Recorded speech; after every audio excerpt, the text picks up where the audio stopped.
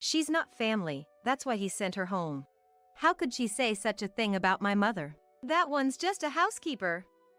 This is a family trip, right? Those without blood ties are strangers. She's probably tending to the fields I told her to buy now. My grandfather said too, laughing. My father and I were shocked. Cut the crap.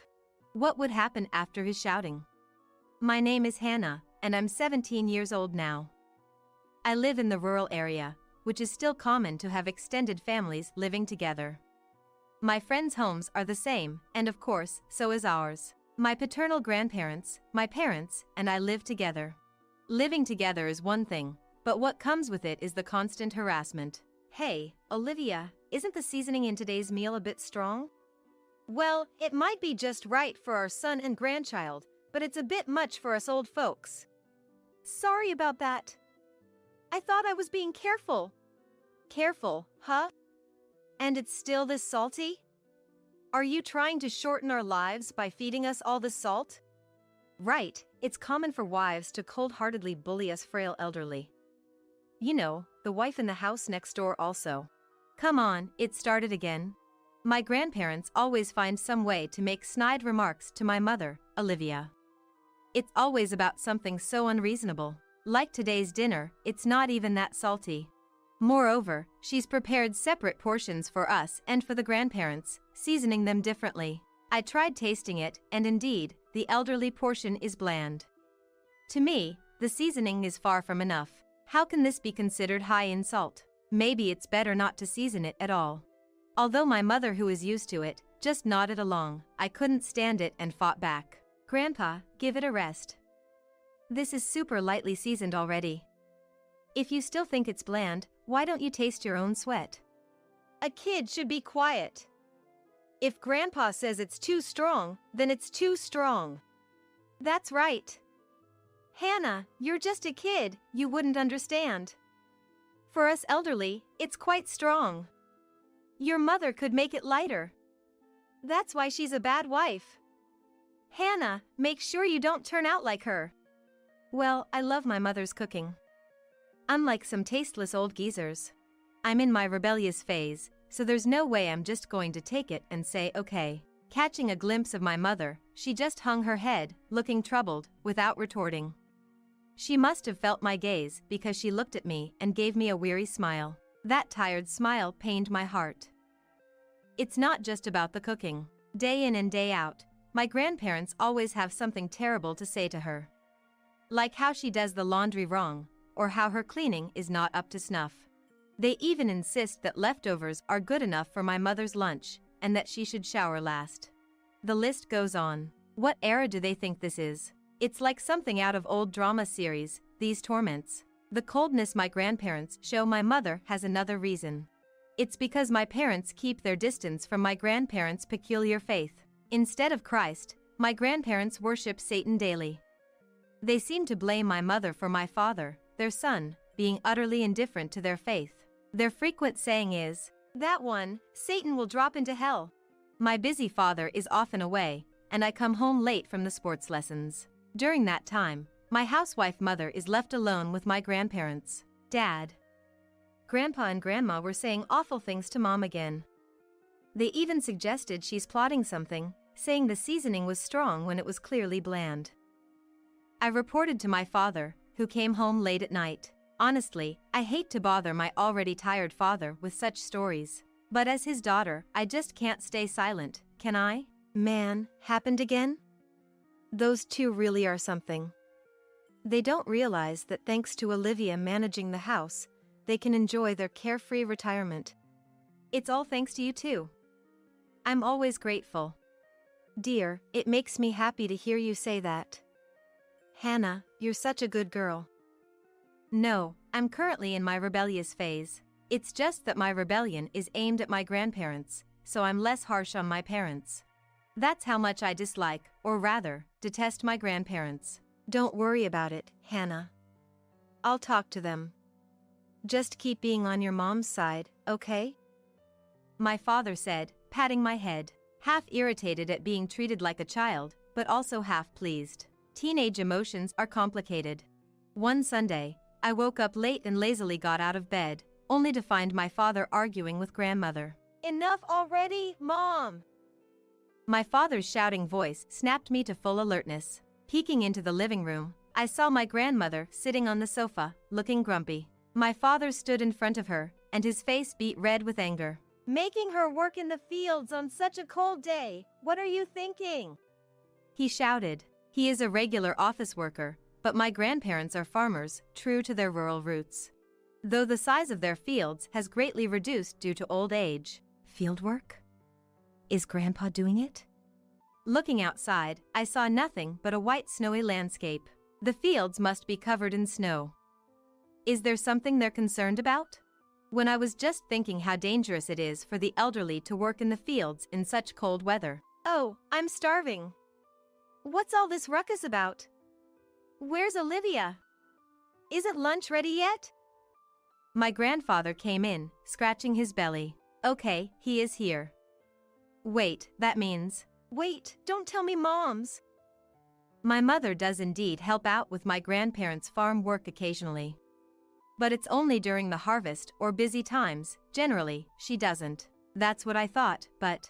That's exactly it. I asked Mom where Oliver went, and she wouldn't say, so when I pressed her, what's the need to do anything in such snow? Then she really went out. Oh my goodness. Well, managing the fields during winter is crucial. I know that. I'm asking if it's necessary in the snow.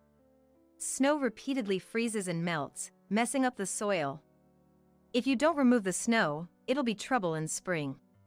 Lies! I remember hearing that when snow covers the ground, it's best to leave it be. You deal with snow before it falls or after the ground thaws. Huh, is that so? Well, it's not the time to be impressed. Anyway, Dad, we need to get Mom quickly. Right, that was the point. Mom, let's talk later, okay? It's unbelievable that my mother has been working alone in such snow. Besides, it's starting to snow again. My father and I hurriedly put on our coats, boots, and dashed out of the house. She was there in the field. Exhaling white breath, her face red, she was shoveling snow. My father rushed over to her, and she gave a feeble smile. That smile again pained my heart. Why didn't I notice? While I was leisurely sleeping till noon, how many hours had she been shoveling snow? Being busy with work he brought home, my father hadn't noticed either and kept apologizing to the exhausted her. Sorry, Mom. Really sorry. That day, my grandmother got scolded by my angry father. You will be the one to fall into hell. After that, my grandparents were unusually quiet for a while. Seasons turned, and summer was approaching. The new term would start, and I would finally be in 12th grade. How about going on a trip? My father suggested. We have not traveled for a long time. After all, it's unlikely to go on family trips after high school graduation. Understanding the lonely feelings of a father, I pretended it was a hassle, but inside, I was excited. After all, parents pay for everything on family trips. There will be plenty of activities to do. Oh, that sounds nice. How about a beach? My rising spirits dropped at my grandmother's words. Wait, are you coming too? I regretted saying it immediately. Stepped on a landmine. What a terrible grandchild. Planning to leave us out. A kid like that, Satan will. She started, and eventually, Olivia. It's because of your poor upbringing that Hannah has grown into such an unthoughtful child. What a useless, no-good mother. She began taking it out on my mother. Hey! I might have said something wrong, but it's not fair to blame Mom for that. Oh, how sad for a grandma to have such a cold grandchild. It's all because Oliver didn't discipline properly. Woe is me. Seriously? Woe is me, she actually said that. Astonished, I decided to give some payback by saying out loud, Stop joking! However, she continued to fake cry, while my grandfather nodded in agreement. Seeing the chaotic situation, my father sighed and tried to settle things. All right. How about we go together? Instantly, my grandmother's face lit up with a smile. Despite the troublesome situation, I was also looking forward to the trip. The day arrived. Living in the countryside, the airport was far. After hours' drive, we still had plenty of time before the scheduled flight. It's been a while since I visited the airport, so I wandered off from my family. When I thought it was about time and returned, I saw my grandparents sitting on the waiting chairs. Looking around for my parents, my father came back, munching on something. Looks tasty, Dad. Yeah, this is really good. You were eating something in the car, right? But I was also hungry, so I asked for one. Olivia, you want it? Oh, where's she? With a snack in hand, my father looked around. Hannah, do you know where Mom is? Weren't you with her, Dad? No, she said she'd stay and watch the luggage. We said we'd go for a walk. Hey Grandpa, do you know where Mom is? His response was unclear. Grandma, was Mom here when you came back? Yes, she was. So she was here. Maybe she's in the restroom? But no matter how long we waited, she didn't return. I checked the restroom, but she wasn't there. Looking around, there was no sign of her. Finding it strange, my father said with looking troubled, "It's almost time for departure. Where could Olivia be? Is it time for boarding already? Then let's head over." Although my grandmother must have heard the conversation, she stood up without concern. Mom, we need to look for Olivia. She's not here, you know. What? Confused, my father tilted his head. I also looked at her. With a malicious smile, she said, "That one's not family. That's why I sent her home." What the hell? My father was shocked, and then my grandfather said with a laugh, "She's just a housekeeper. This is a family trip, right? A wife without blood ties is a stranger. She's probably doing the fieldwork I ordered by now." What freaking are you saying? We were just stunned, whereas they were laughing, unconcerned. Not family. What's that about? Mom's not family, then what is she? What's that? Cut the crap. Olivia is my precious wife. Wife or not, a stranger is a stranger. She's the bad stranger who ensnared our dear son. Right, I never liked her from the start. That's why I disciplined her. A stranger, not working, just squatting in our house, she should at least do some farm work. Let's say, what was it? Right, a neat. Just like a neat. They were chuckling with a vulgar laugh. I was so furious, and my vision turned red. I was about to say something when my father, quicker than me, stood in front of my grandparents and shouted, "Don't mess with me." Yikes! My father's voice echoed throughout the space. In the busy and crowded place, his voice resonated surprisingly far. Without caring about other passengers who stopped in their tracks, wondering what was going on, he continued to yell, "Always just harassing Olivia with your petty torments. You think I don't know anything? I know it all. Yes, I always tattle. And just when I thought you reflected on that snow incident, you pull this childish stunt. What's so fun about this? Ryan, we were just trying to educate that woman for your sake. What education could you vile people possibly give? It should be you who needs to be educated." Ryan, how dare you speak to your parents like that? Dad, you said Olivia was a stranger, right? She is my precious wife. My beloved wife. The most important family to me. You say that my family member, Olivia, is not your family, that she's a stranger. Then I'm a stranger too. You two and I are strangers. Ryan, what are you saying? What am I saying? That's my line. Do you even realize what you're saying, what you're doing? My grandparents' faces got paled at his fury. I had never seen him so angry. It must have been the same for my grandparents. My grandmother looked like she might burst into tears any moment. However, my grandfather gave a wry smile at my father's state. It infuriated me even more to see him laugh it off. Listen, Ryan. Calm down. He seemed to want to somehow control his son, to maintain his dignity as a father. Anyway, we're running out of time. Let's just have Olivia give up this time. And, well, let's just go, just us. The gate close is almost here. And we don't want to waste the cancellation fee for the hotel we booked. What? Wait, what is he even saying? Expecting Mom to give up this time? Whose fault does he think this is? Whose fault do you think this is? My inner thoughts and my father's shout coincidentally overlapped. My grandfather let out a startled yelp. That's enough. If you want to go, then just go on your own. No, you guys were supposed to come too.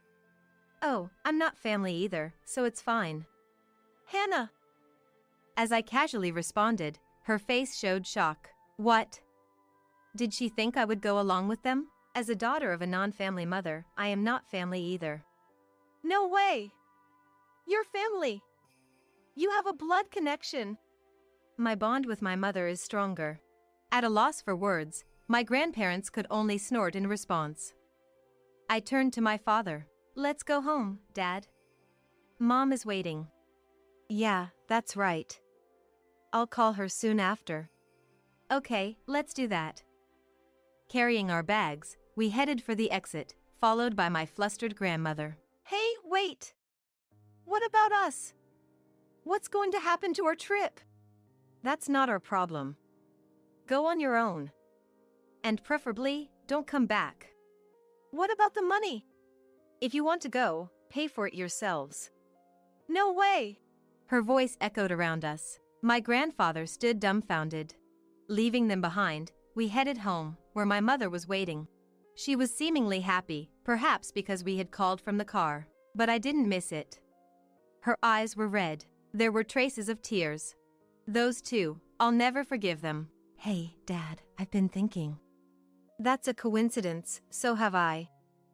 While hugging my mother, I spoke to my father and sensed him nodding in agreement. That night, my grandparents, having few money for the trip, returned home huffing and puffing. They could have taken a taxi by promising to pay upon arrival or borrowed money from a police station near the station to take the bus. But they didn't even know or understand such things. That's just like them. I guess it served as a good punishment. At first, they were extremely apologetic, but in front of my mother, they began to grow bolder again. We did nothing wrong. That woman is to blame. But my father had enough. That's it. We're finding a new house and moving out. We're cutting ties. I don't care about your old age. He made an unexpected declaration. My grandparents were pale, but his determination didn't waver.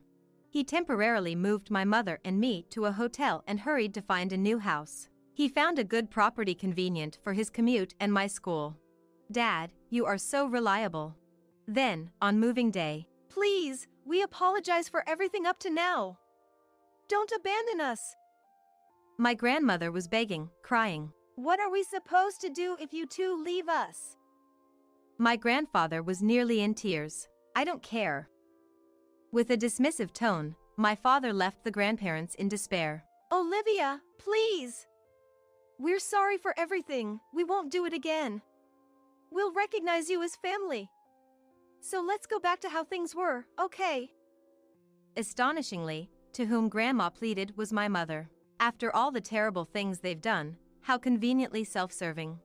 Feeling disgusted, I saw my mother take my grandmother's hand. With a bright smile on my mother's face, just as her face lit up in response, my mother said, "Judgment from the grand white throne."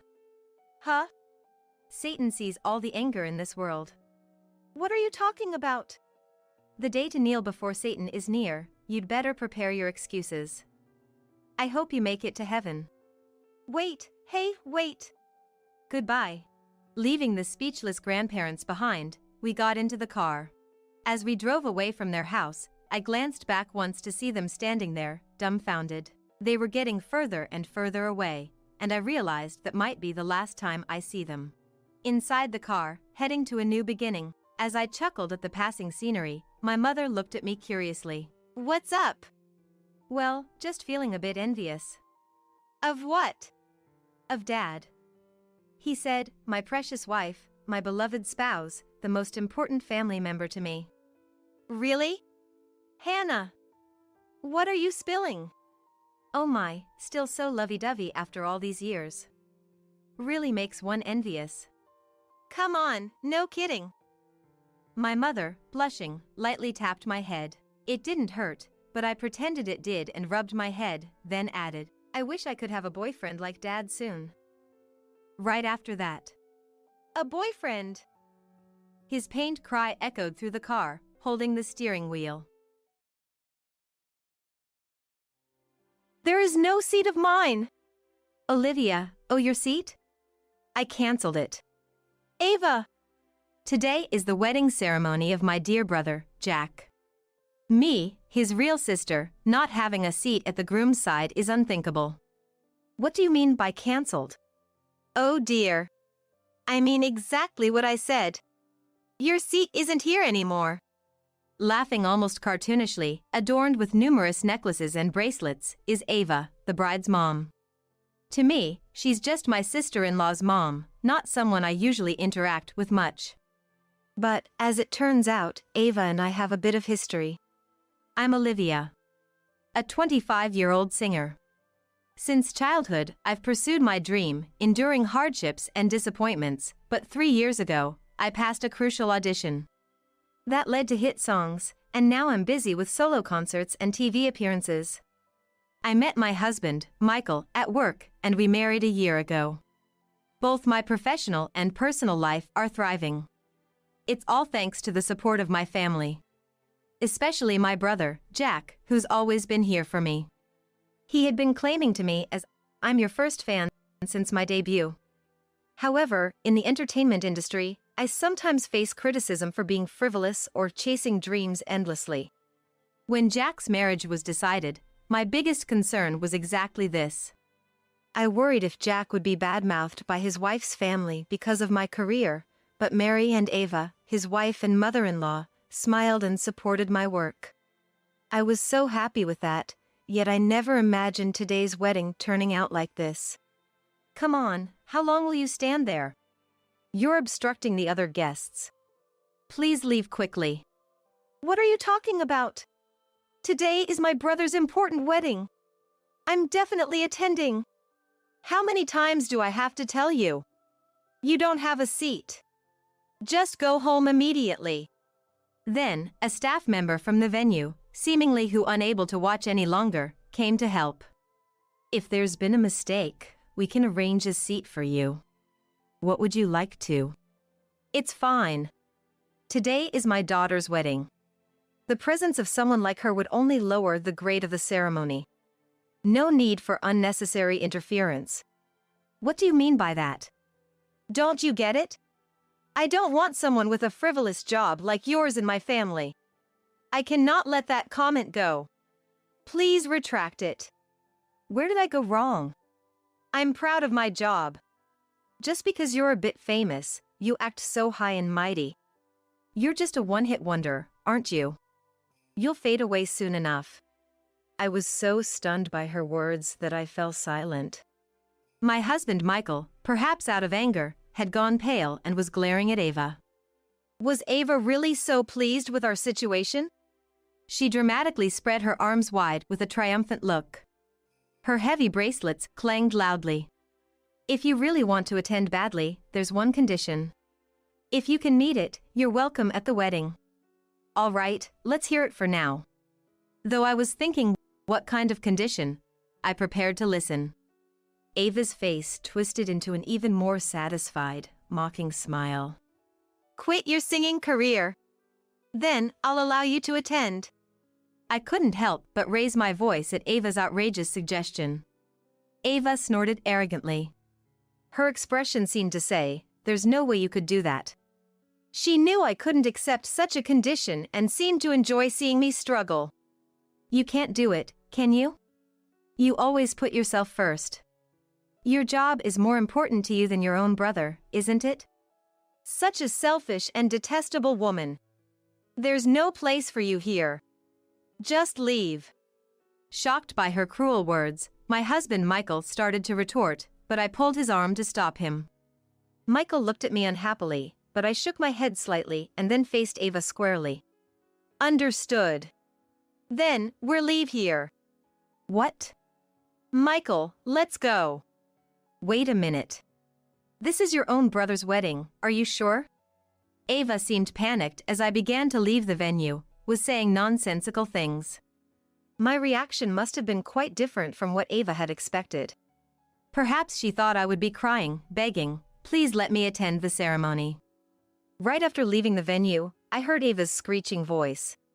"How insolent!" But I didn't stop. As I walked down the corridor, I heard someone calling my name from behind.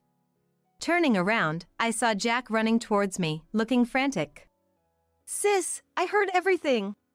This is unbelievable, truly unacceptable." "Jack, calm down a bit." "How can I stay calm in this situation?" Michael and I had to soothe an agitated Jack together. Once he calmed down a bit, I took a deep breath and faced him. "I'm sorry, Jack. I didn't mean to cause trouble on your special day. This isn't something you should apologize for, sis." But why would Ava say something like that? Well, anyway, now things happened like this. I'm calling off the wedding. Then it's my turn to be surprised. "What? Wait a minute. That's too much." I can't have a wedding feeling like this. "But what about Mary?" "I'm fine with it." Surprised by the unexpected voice, I turned to see Mary standing there. Dressed in a beautiful white wedding gown, Mary looked like a fairy, but her face was clouded with sadness. This pained my heart even more. I'm sorry that my mom's behavior. I don't understand why she did that. It's not Mary's fault. But I can't go on with the wedding knowing I've caused you such distress. We'll explain it to the guests. So, sis, don't worry about it. All right. But don't push yourselves too hard. Sis, I'm sorry. I'll come and apologize properly later. I'm very sorry. Mary. Tears streamed down Mary's face as she apologized repeatedly, and I felt like crying too. What should have been the happiest day of her life was ruined. This made me even angrier at Ava. But there was nothing more we could do there. Michael and I left the venue with feeling terrible. According to Jack, who called me that night. When Ava heard the wedding was cancelled, she was furious. Seemingly oblivious that she was the cause, although she ranted about the preparations and the money spent. However, an angry, tearful Mary and Ava's husband, now aware of the situation, scolded her, and she reluctantly backed down. Jack and Mary told the guests that a family member had fallen ill as an apology. Not revealing the truth was probably their way of showing some mercy to Ava. Thinking of their feelings, I felt deeply saddened. How did things end up like this? While Jack and Mary's support was comforting, but I couldn't help feeling down, blaming myself for being a singer. A week later, Michael and I visited Jack's house. We had received a call from Jack and Mary, who wanted Ava to join them in making a formal apology. They should be the ones coming to our house. Ava absolutely refuses to do that. Are they really sorry then? I think so too, but considering Jack and Mary's feelings. I didn't want to see Ava, but after hearing Jack and Mary's earnest apologies on the phone, I couldn't refuse. Besides, I had something important to resolve. Sis, sorry for bothering you today. Mom, come on, greet them properly. They apologized repeatedly as we arrived. Ava, looking displeased, merely muttered, "Oh, hello." Seeing this, an almost tearful Mary scolded her.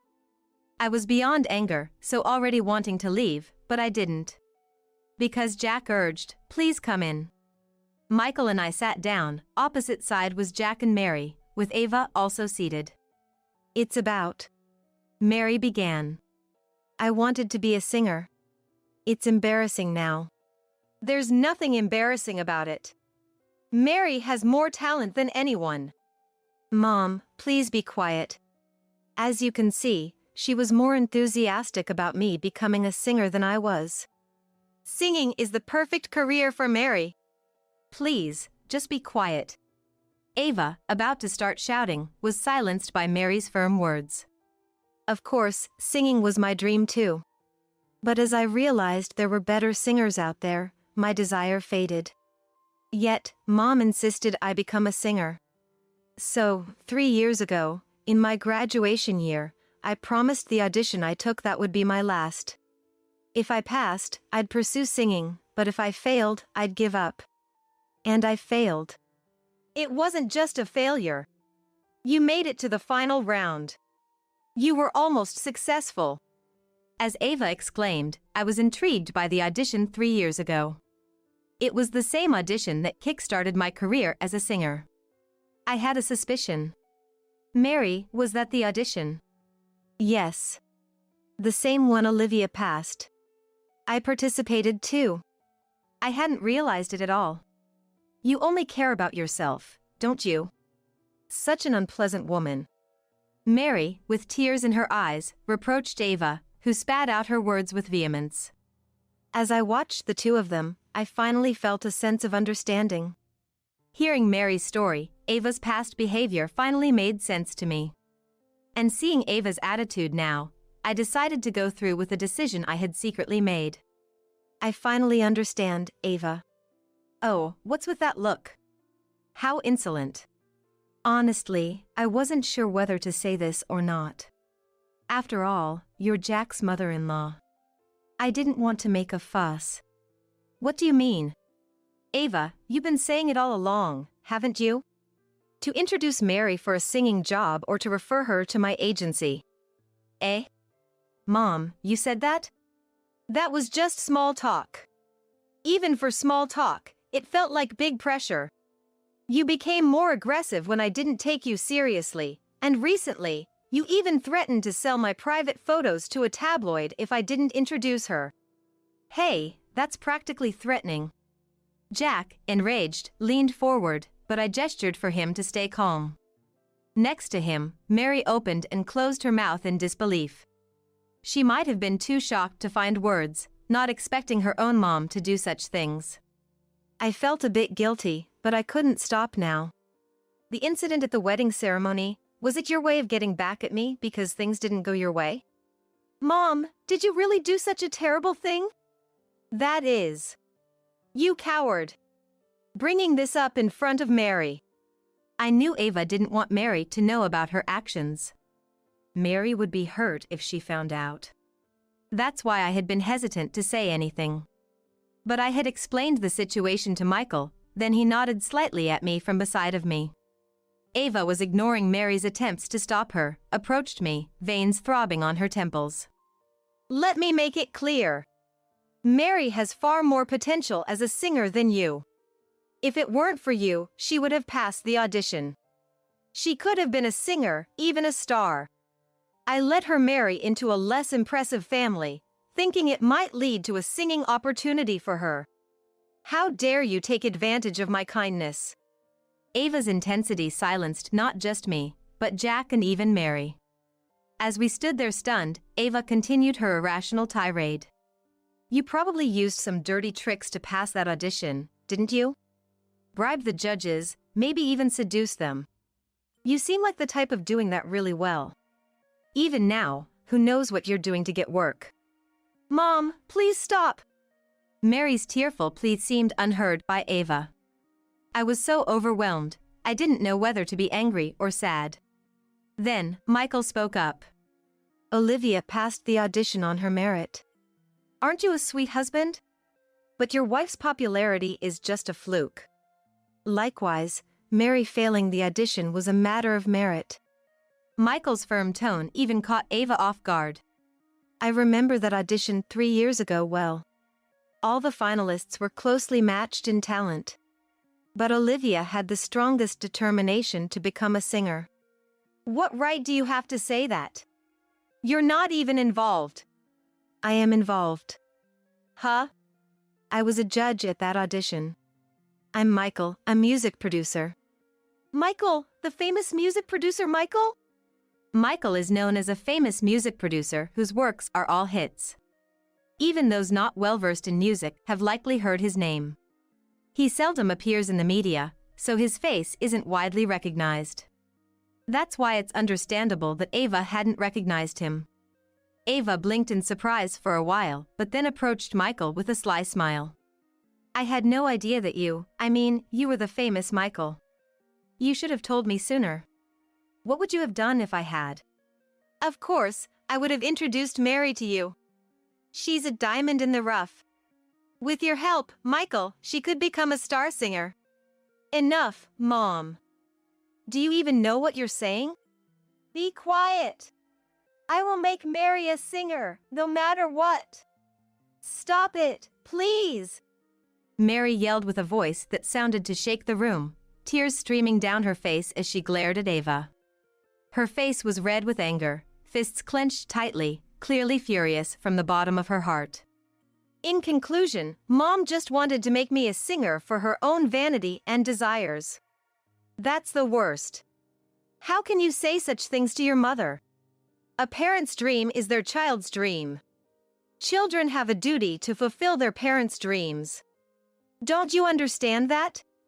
I gave birth to a child with a talent for singing, just for this. Don't talk nonsense. The one talking nonsense is you. You could have been rich and famous. What a disappointment. That's it. I've had enough. I'm cutting ties with you, Mom.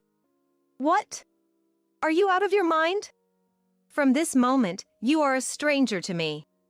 Please leave. Mary, don't joke around like that. Get out. Mary, with a strength that belied her slender arms, pulled Ava and pushed her outside the door. Ava, having been thrown out, angrily pounded on the door. When Mary threatened to call the police if she didn't quiet down, Ava's anger turned to tears and pleading. Mary, why are you doing this to me? I've always done everything for you. Still saying that. Apologize to Olivia, you shameless woman. Watching Mary shout pained to me, but I was glad she stood by me to the end. I secretly decided that if Jack and Mary would have another wedding, I will definitely support them. 3 months after the incident with Ava. Ava, disowned by Mary, was also divorced and kicked out of her home by her husband. It was discovered that she had secretly incurred debts in her efforts to make Mary a singer. She faced claims for damages to her family and me, as well as the wedding cancellation fees, which further increased her debts. Now, she's living modestly, working part-time to repay her debts. Having been a housewife for so long, it's been tough for Ava to work outside. She frequently contacts Mary, saying, "We're family, after all." But Mary firmly rejects her each time. This experience taught me that being a well-known name can unexpectedly attract resentment. Although having achieved my dream, I consider myself fortunate and will continue to work hard as a singer. The compensation money from Ava was given to Jack and Mary, which they used for their rescheduled wedding. Seeing them finally happy was a great joy for me. This is a high-end restaurant, a social gathering place for the winners. It's not a place for losers like you, a bottom-tier janitor. Time for you to leave. My sister-in-law Lily coldly spat these words at me, but she knew nothing about what was going to happen to her. Nor did I know. The way my husband thought me. My name is Madison, 30 years old, married to William, who is the same age, for half a year. With his gentle nature, William and I have never had a fight and live happily together. We met at the trading company where we previously worked. It wasn't a case of office romance leading to marriage though. At that time, I had a fiancé, also from the same company, with marriage just around the corner. However, due to his infidelity, the marriage was called off. And then, I felt uncomfortable at the company. I resigned after 4 years. I met William again 2 years later. Madison? William? Is that you? We bumped into each other after work by chance. It's been a while. Have you been well? Yeah, I've been doing fine. From that casual conversation, we started keeping in touch frequently and eventually began dating. His family's house is a famous local landlord with several businesses. Unaware that he was from a wealthy family, I was surprised the first time I visited his house. Could this really be your family home? Passing through a large gated entrance, a cobblestone path led to a mansion resembling a luxury hotel. On the other hand, I am a born and raised in a remote countryside girl, who is a daughter of an ordinary family, with my father working at the town hall and my mom running an inn. Our worlds were different. I thought we were mismatched. However, there was no need to worry. Actually, we were just talking about wanting to visit the town where your family lives. Right, honey? Yeah. We both love nature, so we're envious of you growing up in that kind of countryside. Wilson's parents, Lucy and Jack, were very warm. And they were simple in a good way. They warmly welcomed me as William's wife, and we maintained a good relationship even after marriage. However, there was one person who did not approve of the relationship. That was Lily, the wife of William's brother. She was childless and worked in the administrative department of the company run by Jack. Nice to meet you, I'm Lily. Let's get along well. She was a sophisticated woman, a perfect fit for the words beautiful hair, elegant and neat attire. Such a beautiful person. That was my first impression of her when I first visited William's house. She greeted me at the entrance along with his parents. Without being snobbish or too proud, she was kind. And she even exchanged contact information with me. Excuse me, Madison. I have plans and need to leave now. I'm sorry, but it's great to finally meet you. Maybe we can go to a cafe together next time. However, she had a hidden side. It came to light when she invited me to a cafe. Hey, Madison. I heard from Lucy that you're working as an airport janitor. Is that true? Yes, it is. What? Really? A college graduate working as a janitor? No way. I can't believe it. What was the point of paying for expensive tuition if you end up like this? Your parents from the countryside must feel sorry. She was so different from the elegant and kind Lily I knew, even her voice changed. I thought she was someone else. Indeed, I am a college graduate. So why did I, who worked in sales at a trading company, end up in a seemingly unrelated cleaning job? It was after my failed marriage and resignation from the company. I wonder if I should go back to the hometown. A concerned college friend invited me on a trip. There, at the airport, I admired the hardworking janitors. That simple reason was why I started. Even though I'm a college graduate, some people, like her, look down on my job as a janitor with prejudice. But I take pride in my work and love it. That's just a pretty lie. After all, it's nothing more than a bottom-tier job.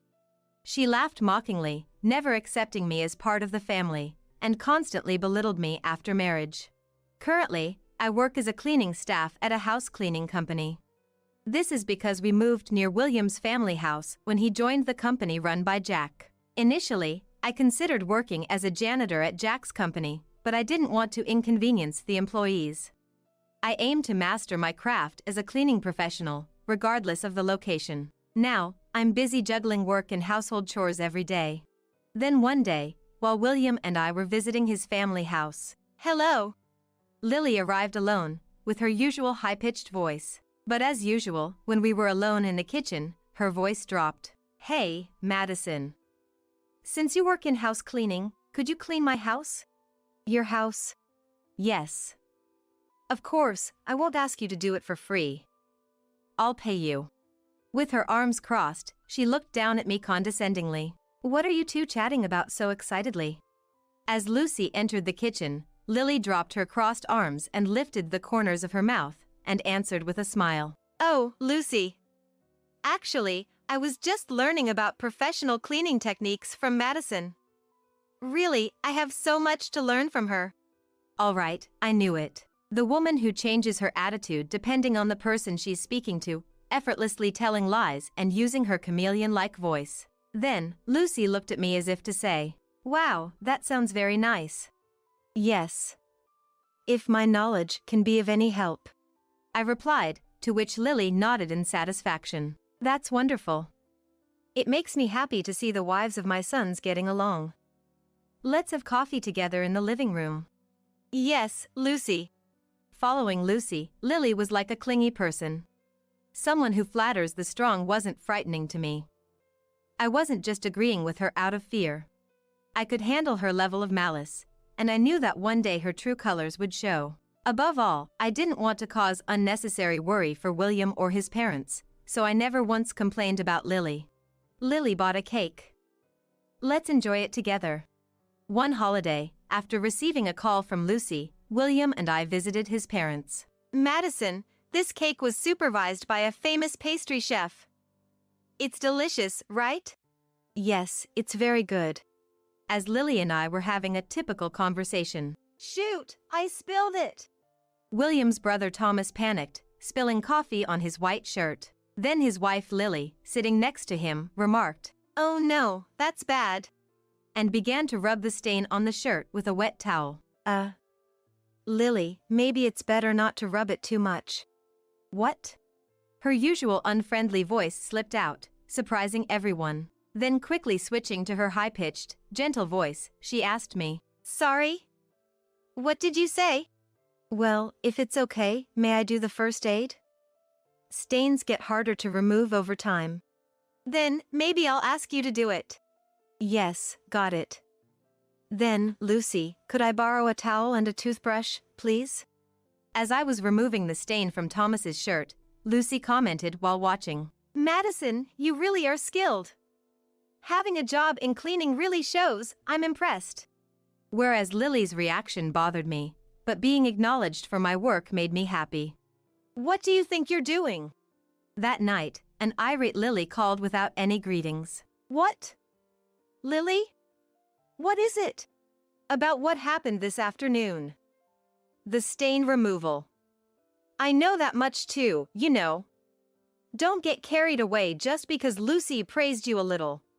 Just so you know, by doing a bottom-tier job, you're a nuisance who's lowering the family's status. I've never once thought of you as a sister-in-law." She ranted in one breath, Lily." As I tried to answer, she hung up.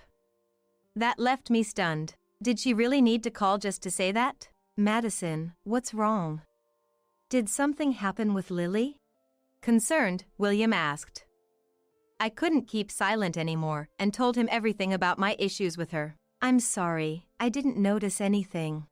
He apologized, looking guilty. "It's okay. It's hard for a man to see through her acting skills." I replied with a laugh. 2 weeks later, William and I were headed to a fancy restaurant to celebrate Lucy's 60th birthday. I've reserved a private room at the restaurant for Lucy's 60th birthday celebration. Can you tell William? Thanks. Lily had contacted me 3 months earlier. It was a popular restaurant, typically requiring months for a reservation. I had been dreading meeting Lily, but it was Lucy's celebration. So I wanted to genuinely celebrate out of gratitude for her. We left home early and were the first to arrive. Just as we settled into the private room, Thomas and Lily arrived. "Hi, how are you guys?" "Fine. You two are early too." "Yes, but we just got here a little while ago." We exchanged pleasantries and chatted as a group. However, excuse me for a moment. William left the room to answer a phone call, and feeling awkward alone, Thomas also excused himself to the restroom. It was just Lily and me alone in the private room.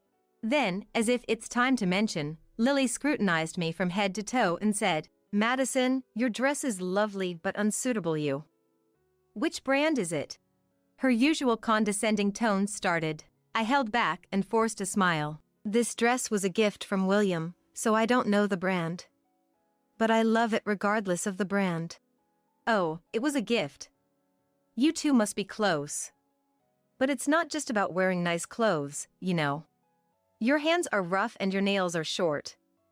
You should at least go to a nail salon for proper care. No matter how much you try to act like a celebrity, it's obvious by looking at your hands that you're just a wannabe."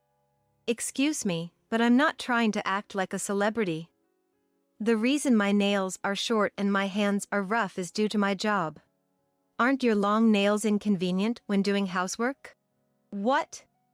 Are you saying I don't do housework?" "No, I didn't mean it that way."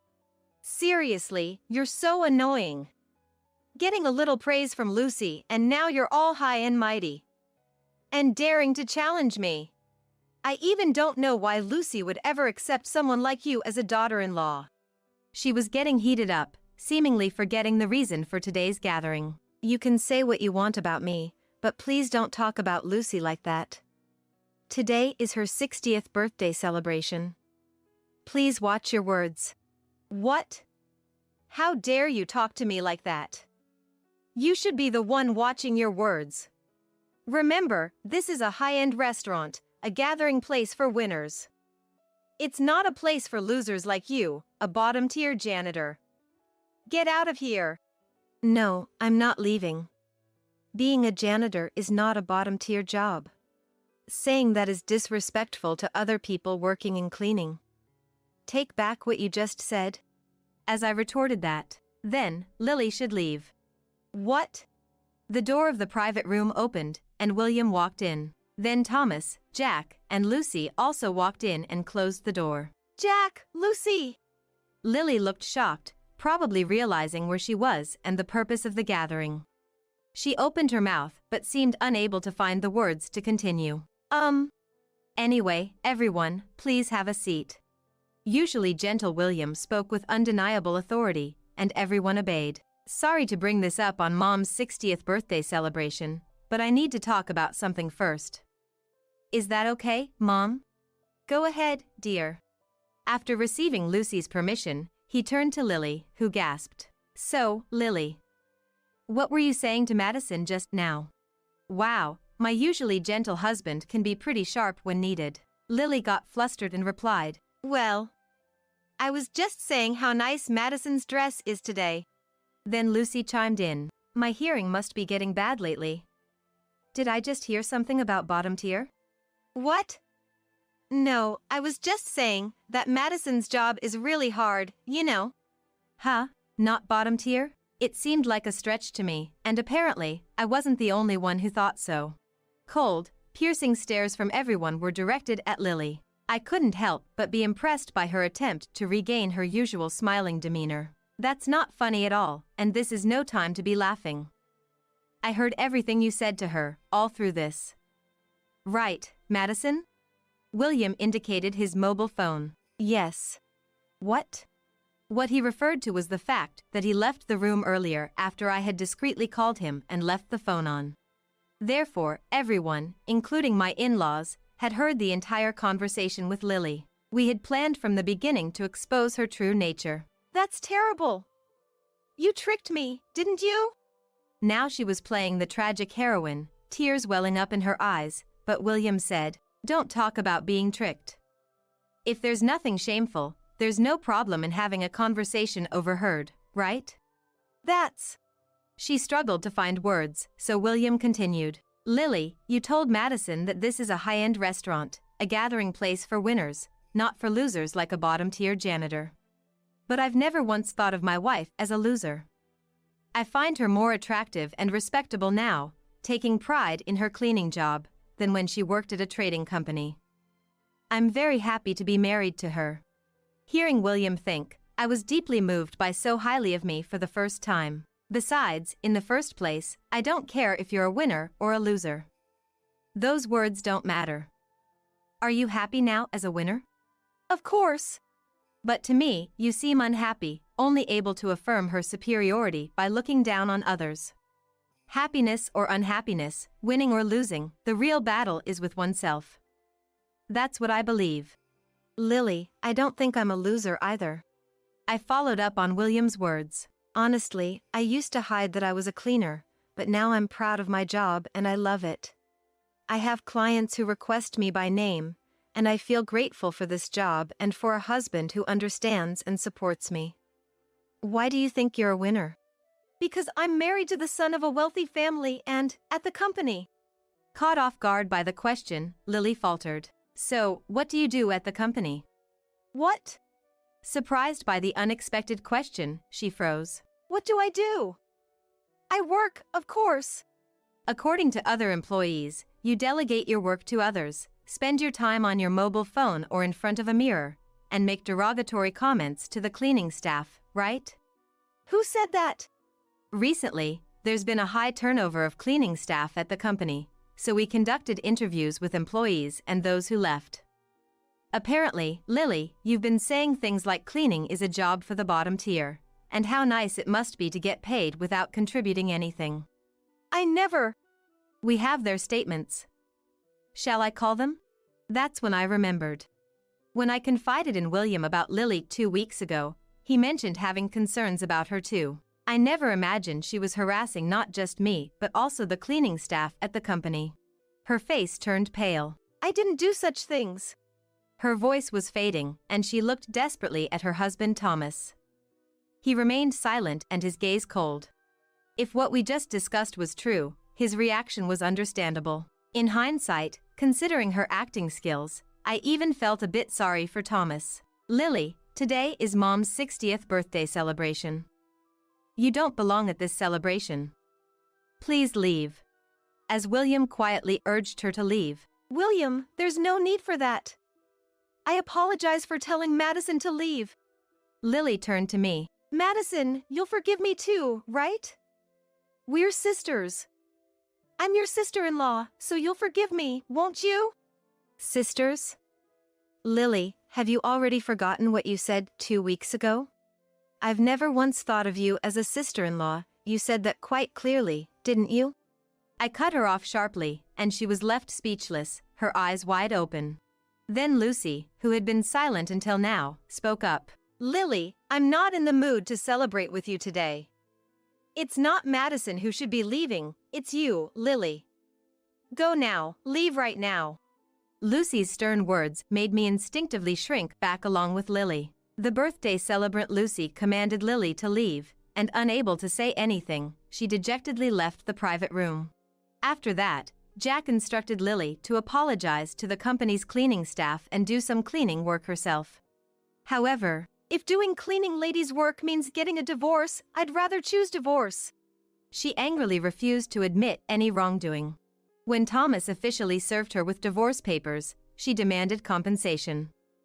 But her reasonable parents apologized for her behavior. It's us who should be paying the compensation for the divorce. Her father said so. Then they took her back home. I can't bear being called a returned loser by my brother's wife, who lives with us at our family home. I want to start over, she messaged Thomas. But he was fed up with her selfishness, so he replied with selfish and blocked her. 2 years later, now being a mother to a 1-year-old son, I'm planning a new cleaning division in one of the companies Jack used to run, which William has taken over. Madison, your father sent some vegetables. Let's have it together. While cooking with them sent by my father. I can't wait to go to Madison's hometown. I want to go hiking.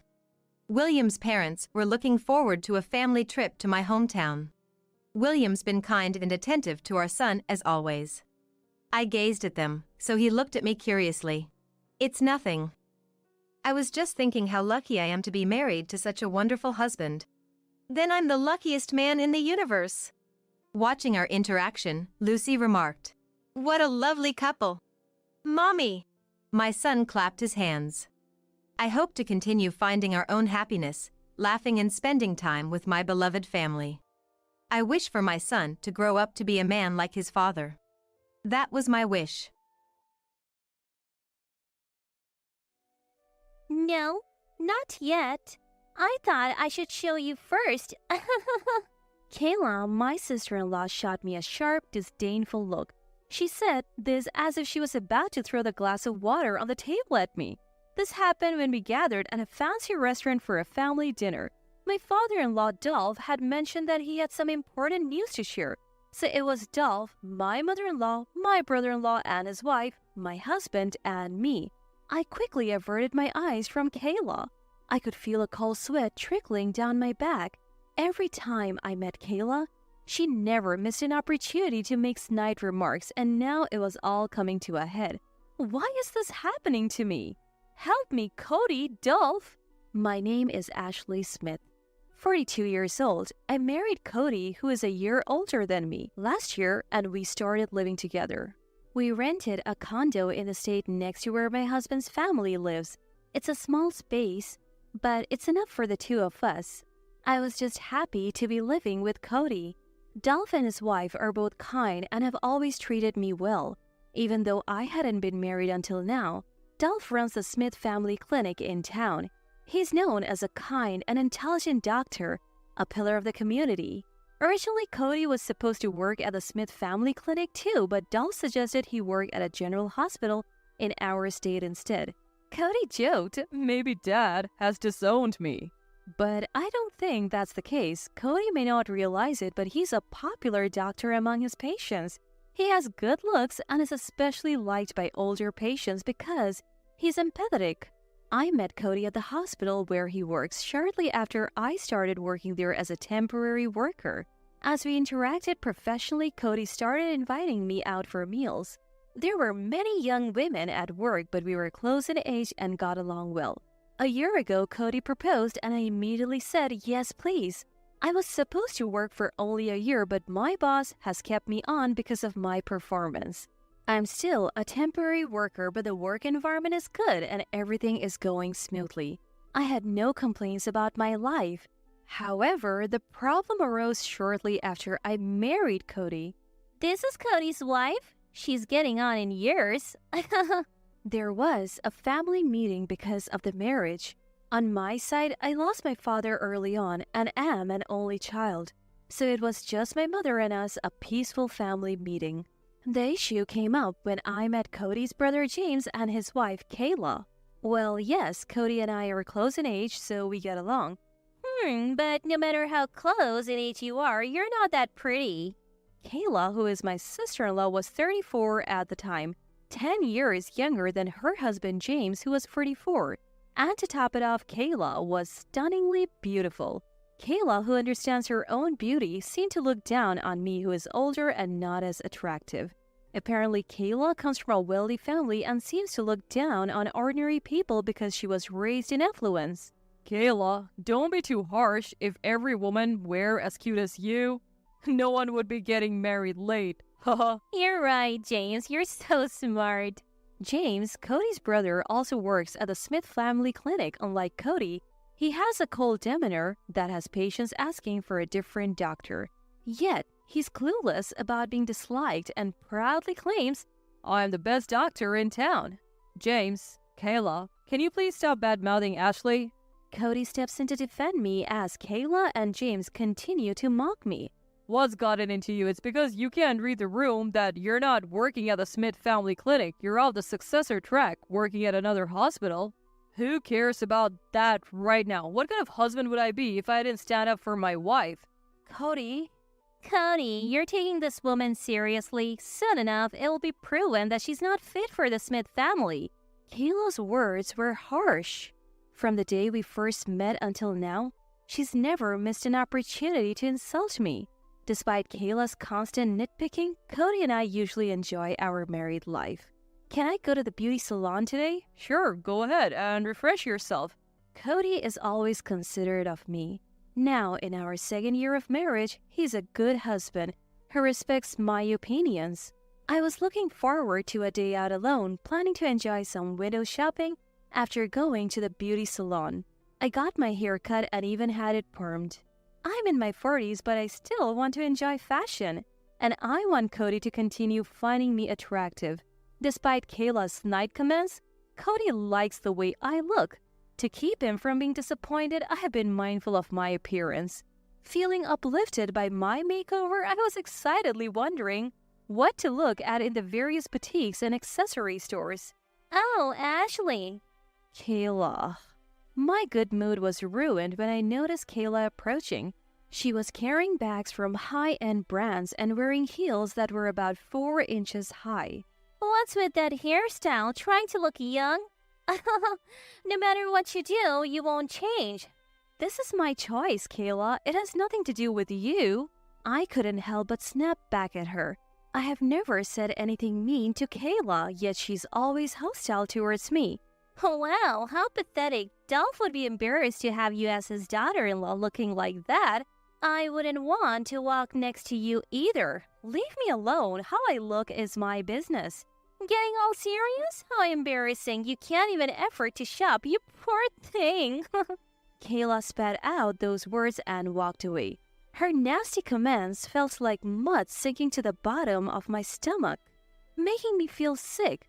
Considering she's a stay-at-home wife yet always buying high-end items, I can only assume her wealthy parents are giving her money. Kayla flaunts money she didn't earn and belittles others. I can't stand how she uses her youth and beauty to look down on me. But if it were just the occasional snide remark when we met, I could have endured it. I could have just tuned her out, thinking about complex things like the origins of the universe during our once or twice a year family gatherings. However, Kayla's harassment didn't stop at family events. Ashley, you're free right now, aren't you? A few weeks later, I received a message from Kayla. We never usually communicate, so I was on guard when I saw her first ever message. What is it? Knowing Kayla dislikes me, I assumed it would be something straightforward. I braced myself and asked her what she wanted. Something terrible has happened. Terrible? Yes, take a look at this photo. Kayla sent me a picture. It showed the back of a man and a woman walking together.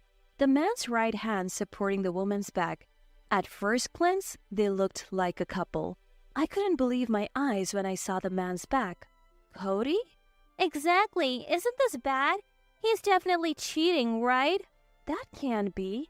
I looked closely at the photo again. Though he wasn't in his white coat, the striped polo shirt was unmistakably one I had bought for Cody, and the hairstyle and height were all him. My head started to spin at the reality before me.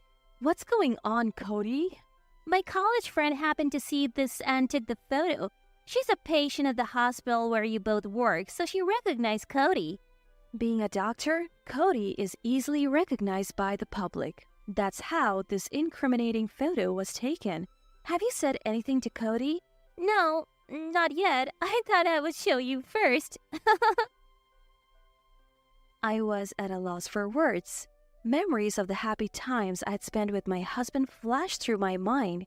He had always been kind to me, always on my side. But was all that kindness a lie? What will you do? Divorce him? It's only natural since he's cheating. My hand trembled as I held my phone. I wished this were a dream, but the photo proved it was real. I'm sorry, I can't think straight right now. Of course, if you're going to divorce, better do it soon. You're not getting any younger, Ashley. Time's running out to find your next husband. I could vividly imagine Kayla's mocking smile on the other end of the phone. What should I do? That night, I couldn't sleep and greeted the morning with a heavy heart. The next day, Cody noticed my gloomy face worn from lack of sleep and asked me with a concerned look, "Ashley, is something wrong?" I hesitated to tell Cody what Kayla had told me yesterday. If he really was cheating, he might lose his affection for me for discovering it. More importantly, I wasn't sure if I could forgive him. Either way, our marriage was undoubtedly in jeopardy. Well, about that, if you're troubled about something, talk to me. I'm here to listen. Cody, he looked straight into my eyes. Seeing his sincere gaze, I couldn't believe he would cheat on me. I decided it was better to consult with the man I love than to keep it to myself. I showed him the photo that Kayla had shown me yesterday. Kayla showed me this photo. What? Why does she have a photo like this? She said a friend of hers who goes to our hospital took it. In this photo, you look very close to this woman. What's going on? Honestly, I was terrified to hear the truth. If he seemed flustered after seeing the photo, it would confirm he was cheating. At that time, I too will have to lose my temper. I braced myself for him to say, "I like this woman," and closed my eyes. "She's a patient." "What?" "I happened to run into her in town and she looked unwell. She was just a bit anemic, but I'm glad it wasn't anything serious." Anemic? At first, I suspected Cody might be lying. But looking closely at the photo, it did appear that he was helping the woman walk. Not like they were involved in an affair. Exactly. It's good I happened to be there. But what did Kayla want by showing you this photo? She said you were cheating. Cheating? I would never do that. I love you too much, Ashley. Cody, I'm sorry for doubting you. You were worried about this? I'm sorry I didn't notice you were being harassed. Even though I had doubted him, he was still concerned for me. His kindness warmed my heart. I want to cherish this man for the rest of my life and stay by his side. No matter what Kayla says in the future, I will trust Cody. Still, what Kayla did was terrible. She tried to make it look like I was cheating because she doesn't like you, Ashley. She's trying to break us up. What a person! Now that I think about it, it was all a trap. But if we let this go, Kayla might harass us again. Don't worry, I have a good idea. A good idea? Yes, leave it to me. You don't have to worry about anything, Ashley. 2 weeks had passed since I consulted Cody about Kayla. I knew he was working behind the scenes to get back at her, but I deliberately didn't ask what he was doing. It was a weekend, a week later, when we were called by Dolph for an important announcement. It was around the end of the year and we were planning to visit Cody's parents. Cody and I, along with my in-laws and Kayla and her husband James, were to meet at a high-end restaurant arranged by my in-laws. Dolph and Melinda were running a bit late, so Cody, James, Kayla, and I waited for them in a private room. Oh, Ashley's here too? This place is for winners only. Poor people like you should just go home. Kayla, again, how could you? Just as Cody was struggling to contain his anger at James and Kayla's snide remarks, Then you should leave. What? the door to the private room opened and Dolph and Melinda walked in. Kayla, who was just making a snide remark, looked surprised at Dolph. Dolph, what are you saying? Ashley comes from a single-parent home and isn't suitable to support the Smith family clinic. I can support it. You're saying Ashley's upbringing is bad? You're the one with a bad upbringing. What? Why? We're wealthy, so of course we are well-bred. Clearly, you don't even understand what well-bred means. Dolph holds his head in disbelief. Melinda chimes in from beside him. Kayla, We have heard from Cody you have been harassing Ashley quite a bit. what? Kayla probably never thought her in-laws would find out about her actions. Her eyes widen in disbelief. People call it a bad upbringing when you talk badly about and belittle others. What did you say? We were planning to discuss the successor of Smith Family Clinic today. If it's about a successor, it should be me, right? Cody doesn't even work with us. Why bring this up now? No, the successor is Cody. What? Why? Damn it! Why would I let my incompetent brother take over? The one who's incompetent is you. You let your wife harass your brother's wife and you even join in. Dolph says this clearly to James. James seems to want to argue, but Dolph's argument is too sound and he freezes on the spot. Taking James' place in barking back is once again Kayla. Dolph, why aren't you scolding Cody? What? Cody is cheating. I had a bad feeling about this meeting from the start. When I heard Kayla was coming, I suspected she might make a fuss about Cody cheating. Even if the information is wrong, Dolph and Melinda can't hide their shock when they hear the word cheating. Their eyes visibly shake. You must be surprised. Your son, who you thought was a loving husband, is cheating. I have evidence. Look. Kayla shows the in-laws the infamous photo. To an outsider, it indeed looks like Cody and the woman are in an inappropriate relationship. If someone told me my sincere child was cheating, I would be devastated, especially when his wife is right there. But that photo is wrong. Cody himself denied it. I trust him from the bottom of my heart. Kayla, that photo is not evidence of cheating. What? You admitted it was cheating the other day, didn't you? No, you're wrong. Cody is not cheating. He said so himself. Are you stupid? No one would admit to cheating. Kayla seems desperate to prove Cody's infidelity in front of her in-laws. What can I say to make her understand? Is everything I say useless? Will she dismiss me just because I'm poor? I don't want to just stand here silently. As I clenched my fists and closed my eyes, I felt Cody's hand touch my back. I'm not cheating. If anyone is cheating here, it's you. What are you saying? There's evidence in the photo. You're just making it hard on yourself. No. The woman in that photo is a patient. I happened to run into her and she was anemic, so I helped her. Look, I even have her medical records. Is that true? You can fabricate those easily. I would never waver for another woman as long as I have Ashley. If you can't believe that, fine. As long as Ashley believes in me. Cody. Tears spilled from my eyes at his words. Yes, he believes in me so much. Even if my whole family calls me a cheater, I believe you'll stand by me. Besides, are you okay with calling me a cheater? What are you talking about? Isn't Kayla the one who's cheating? My husband rummages through his bag and pulls out an envelope. What's about to happen? What's in that envelope? This is evidence of Kayla's infidelity. I had a private investigator look into it. What? A private investigator? Everyone in the room gasps as they look at the photos and reports my husband lays on the table. There are pictures of Kayla walking arm in arm with a flashy man entering a hotel and reports documenting their phone conversation. So this was Cody's good idea? He anticipated Kayla accusing him of cheating and turned the tables by exposing her. I always found it strange. James is frugal, but Kayla is always decked out in high-end fashion accessories. I suspected she was getting money from someone. Hey, what are you saying? I give Kayla money too. James protests, but Kayla's face is flushed. Her expression tells the story she's been cheating. As you can see, I looked into it. Sorry, James. Don't get cocky. People can be impulsive, you know. James is visibly shocked and irritated. Melinda also covers her mouth, saying, "What on earth?" Impulsive? Well, whatever. But can you really say that, James? What do you mean? I had you investigated too, James. Turns out you're also cheating. What? My husband pulls out more evidence from another large envelope, this time capturing James in the act. I never thought James would also be cheating. The developments are so shocking. I can hardly keep up. James, what are you doing? Are you trying to ruin the reputation of Smith Family Clinic? No, this is different. Look, just like Cody, she's a patient. We just happened to meet on the street. Do you usually get that close to just a patient with your arm around her waist?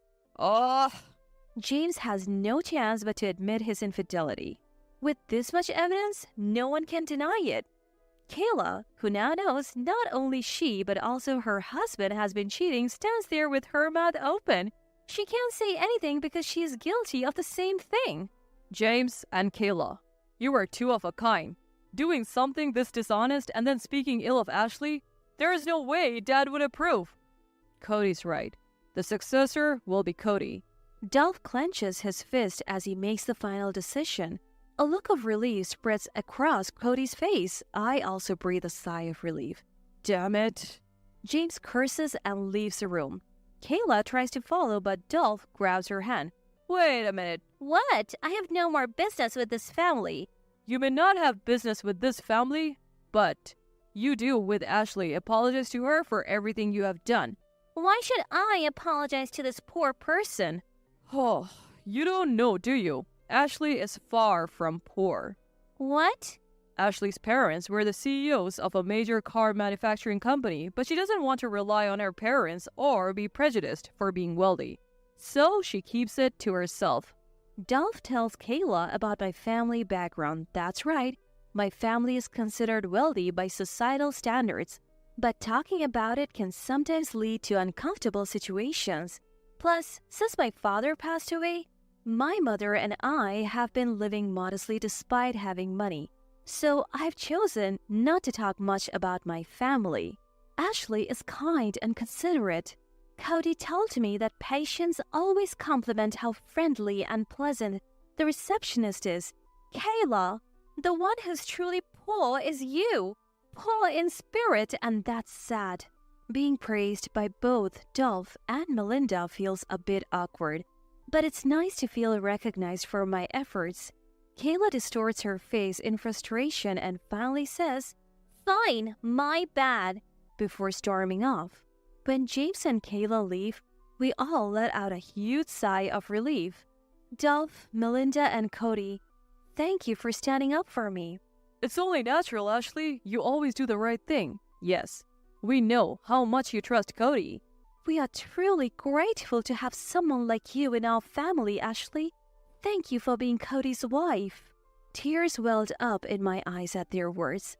I vow to continue believing in Cody.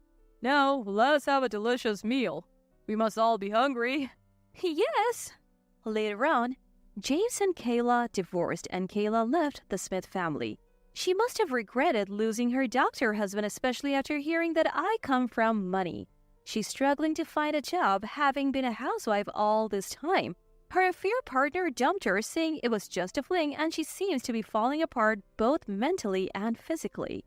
James, now shunned by Dolph and sulking, decided to take a leave of absence. Dolph insisted, saying an unstable doctor would make patients uneasy. Meanwhile, Cody is working harder than ever. Now that he's confirmed as a successor to Smith Family Clinic, it turns out Dolph had wanted Cody, not the cunning James, to be the successor for quite some time. He had planned for Cody to gain experience in a larger hospital first. I was offered a full-time position at Smith Family Clinic by Dolph. The salary is higher and the benefits are better. I was so happy to be recognized by Dolph that I immediately accepted. Are you sure it's okay? Of course, I can entrust Smith Family Clinic and Cody to you, Ashley. Thank you. I look forward to working with you. Though I was harassed by Kayla and worried about what would happen, I know there are people who see and appreciate my hard work, and someone who loves me unconditionally. That alone makes me truly happy. Home at last! Get me a beer and a gourmet steak, would ya? I had just returned from shopping when I saw unfamiliar bags sitting there. I was wondering what they could be when I was suddenly hit with this rude comment. I recognized that voice, and as I looked up, feeling a wave of discomfort, there stood Lewis, my ex-husband who disappeared 3 years ago. Ignoring his smug grin and condescending gaze, I walked into the house without saying a word. Not getting a reply, Lewis followed me, chatting away annoyingly. I acted as if I couldn't hear him. Ignoring Lewis's chatter, I walked around the house and began stuffing everything I needed into a random bag. Hey, don't ignore me! You know I hate being ignored! Unable to tolerate being dismissed, Lewis yelled, grabbed my arm, and turned me towards him. What's the deal? I come home and you treat me like this? Shaking off his grasp, I answered firmly. Fine then. I'm going to my parents' home. Parents' home? What? Clearly not understanding what I meant, Lewis looked bewildered. Leaving him standing there, I walked out of the house, took out my mobile phone, and made a call, as I headed towards the comforting sanctuary of my parents' home. My name is Crystal. I'm now 73 years old. I first met Lewis when I was fresh out of high school and had just started my first job. We were colleagues in the same department. It was my first experience in the working world and I was utterly clueless. Seemingly taking pity on me, Lewis would always find me when I was struggling and offer his help. I started to fall for him because of his kindness. Lewis seemed to feel the same way, and as I started getting used to my job, he suddenly asked me out. Caught off guard by his sudden proposal, I hesitated and put off giving an answer, but he persisted, never giving up his pursuit. Drawn to his straightforwardness, I finally took the plunge and asked him to be with me. To my delight, Lewis agreed instantly, and we were married before we knew it. After a short time, I found out I was pregnant, but by the time our child was born, Lewis had become a different man. While I was knee-deep in parenting, Lewis was consumed by his job. Day after day, he'd come home late and leave for work so early, I wondered if he ever slept. Even as our child grew and events like school ceremonies and sports days became frequent, Lewis showed no interest in participating. Our child was feeling the absence, and when I tried to talk to Lewis about it, he yelled, "Who do you think is paying the bills? Just handle it yourself!" And from then on, he grew increasingly distant. Lewis started coming home even later, often not coming home at all. When he did show up, he'd reek of alcohol, stumbling in drunk. When I'd ask what he was up to, he'd scream, "I'm entertaining clients! It's work, okay?" After that, I stopped confronting him. Years went by, and Lewis reached retirement age, but even in retirement, he continued to work every day. Though I didn't know the details, he seemed to have a late retirement job and was still coming home late, apparently hitting the bars. But there was one change. Now the money he spent on these so-called business dinners came from his own pocket. We had to start worrying about our finances since our child was off to college. Although Lewis made a decent income, it was now a concern. That's why I started a part-time job. But the money for Lewis's entertainment expenses was coming from that income. At this point, I was at a loss about what I was even working for. Our living expenses were being drained by Lewis's business dinners, and Lewis wouldn't settle for cheap things, not after all these years. So I worked my hardest and budgeted meticulously.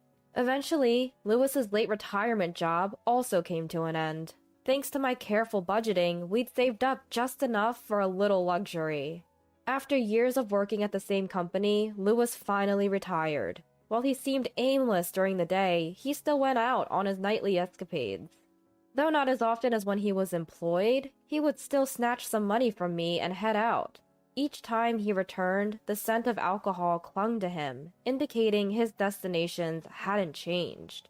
Deciding this couldn't go on and eager to finally spend quality time as a couple, I proposed a trip to a long-desired tourist destination. A trip? With you? Why should I... well, sure, let's go.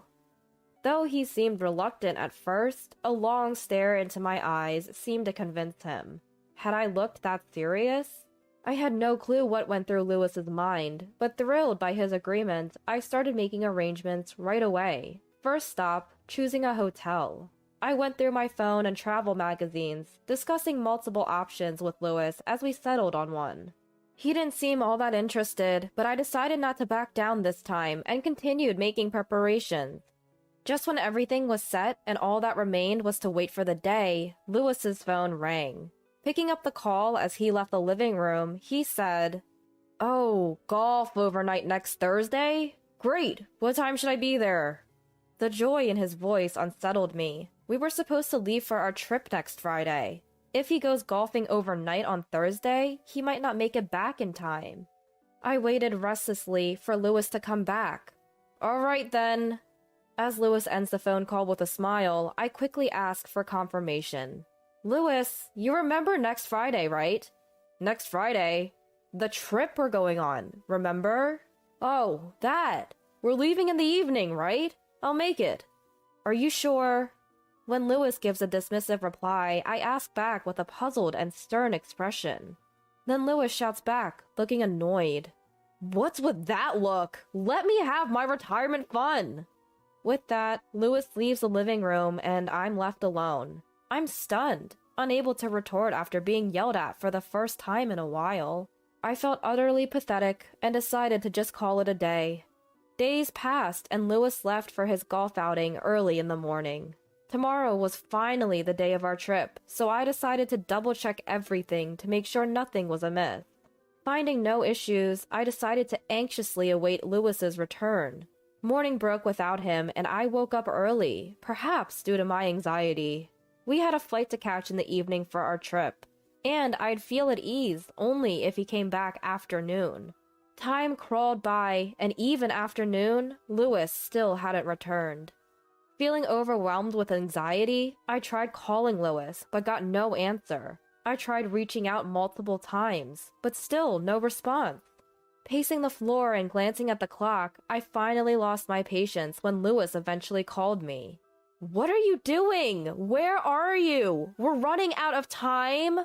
Before even hearing Lewis's voice, I blurted out my concerns. Just as I was about to ask him to hurry home, Lewis interrupted me. "Sorry, but I can't make it in time. Go ahead without me. I'll catch up." His voice carried a slight tone of apology. Then he hung up abruptly. Stunned, I immediately tried calling him back, but he didn't answer. Resigned, I got ready and headed to the airport. On my way, I stood before the airport staff holding 2 tickets, explaining the situation. Once I arrived, I had to repeat my story to the puzzled hotel receptionist during check-in. I tried calling Lewis to let him know I was at the hotel, but got no response. Feeling miserable, I ate dinner and spent the night crying. At dawn, I checked out of the hotel. I canceled all my plans for the day and went home. "Lewis, are you home?" Opening the door, I found no signs of Lewis. As I entered the living room, I noticed a piece of paper on the table. Curious, I looked at it and realized it was a filled-out divorce application. I slumped into a chair, utterly defeated. I sat like that in the now silent house for some time. Fast forward 3 years. I'm walking home from my part-time job. The streets are beginning to darken, and while nothing has changed in these 3 years, I certainly have. Taking a deep breath that resembles a sigh, I adjust the eco bag of groceries I'm holding and look up at the darkening sky as I reach my front door. Then I notice it. The lights are on in the house. For a moment, my heart trembles. I rush in and find unfamiliar luggage. Shocked, I ponder what's going on.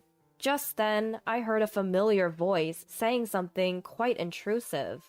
As I lift my head, overwhelmed with an indescribable discomfort, there stood Lewis, who had disappeared without a trace 3 years ago. I couldn't help my astonishment as Lewis looked down on me with a smug grin. Before I could ponder why, Lewis impatiently called out, "Got home, didn't I? Give me a beer and some fancy steak, now!" Stunned, I watched as a satisfied Lewis retreated to the living room. As I followed him into the room, Lewis was already engrossed in the TV, looking quite disheveled. Wearing dirty sweatpants and his hair a mess, Lewis even sported an unshaven beard and a protruding belly. I left the living room without saying a word. Lewis noticed my silence and followed me out, badgering me with relentless chatter, but I wasn't listening. I walked around the house, went into the room we use for storage, and pulled out a suitable bag. I started to pack what I needed. "Hey, don't ignore me! You know I hate being ignored!" Apparently unable to handle being ignored any longer, Lewis yelled and grabbed my arm. "I came home for you, and this is how you act?" I shook off Lewis's hand and said firmly, "Don't expect me to be the same as before. I'm going home, to my parents' house." "Wait, your parents' house?" Lewis was bewildered, unable to grasp what I was saying. Ignoring him, I left the house and quickly dialed a number on my mobile phone. I pack enough essentials in my bag for a decent period and head towards the comforting home. Along the way, I make a phone call. I knew it might be an inconvenient time, but I couldn't care less at that moment. The person on the other end seemed somewhat surprised, but quickly agreed to my coming, so I hurried on my way. After arriving, I pressed the doorbell. The person who greeted me made me burst into tears. "Welcome! Come on in!" said the person who warmly welcomed me and handed me a towel as I sat near the stove. I thanked them and buried my face into the towel. The different scent of the place oddly comforted me, helping me calm down. They made me coffee in the meantime, which was handed over gently. I love this coffee. The coffee served in this former in-laws' house. Joanna listened to my story just like she had 3 years ago, occasionally nodding. It was Joanna I turned to when I felt lost, left behind by Lewis with divorce papers. Keeping my eyes dry, I explained my situation to Joanna. She kindly invited me to her house. Where I ended up running to was my ex-in-laws' place. Again, Joanna listened to my story attentively. Glancing at my phone that had been ringing, she suggested, "For now, try calling Lewis over here." Taking her advice, I returned one of Lewis's many calls and told him to come. But Lewis just yelled incomprehensible things and hung up. Seeing my disappointed face, Joanna smiled and started dialing. "Hey, Lewis, come home, right now." Though Joanna spoke in a firm yet gentle tone, it seemed Lewis's response was unchanged. Gripping the phone tightly, Joanna warned, "Crystal is crying. If you don't want to sever ties with me, who's helped you out, come home, now." She hung up without even waiting for Lewis's reply. I had never seen Joanna raise her voice like that, and to my surprise, my tears had retreated. "Don't be startled. He'll be here soon. Then we'll teach him a lesson together," she said, turning to me with her usual warm smile. As we sipped coffee and continued chatting, the front door suddenly became noisy. Joanna slowly got up and headed for the entrance. "What's with all the racket? You're bothering the neighbors?" Unlocking the door and letting Lewis in, Joanna pulled him by the ear toward me. She seated Lewis where she had been sitting and took a seat next to me. Turning to Lewis, she just said, "Well?" and sipped her coffee. Lewis looked puzzled for a moment, but quickly started shouting and pointing at me. This woman ignored me and left, even though I came home for her. I thought she'd be lonely since I've been gone for so long. Feeling my anger rise at Lewis's words, I was about to retort, but Joanna interjected. Where exactly have you been, and what have you been doing for the last 3 years? Lewis was at a loss for words. Back then, I had clung to Joanna and tried contacting Lewis in the same way. Whether he had blocked my calls or not, he was unreachable. Even Joanna couldn't get through. So it was good that we could contact him and get him to this time. Seizing the opportunity, Joanna pressed Lewis. With which woman are you this time? What do you mean, which? Lewis's face twisted as he looked at me. I waited for Lewis's response, keeping my poker face. I couldn't believe Lewis thought I had no idea after all he's done. There's no way I wouldn't know. After explaining everything at Joanna's place, she suggested hiring a private investigator to dig up on Lewis. And just like that, his numerous affairs came to light. He wasn't working late. He was clubbing and had been spending freely there for ages. Once I found out the extent of his shenanigans, I reported back to Joanna.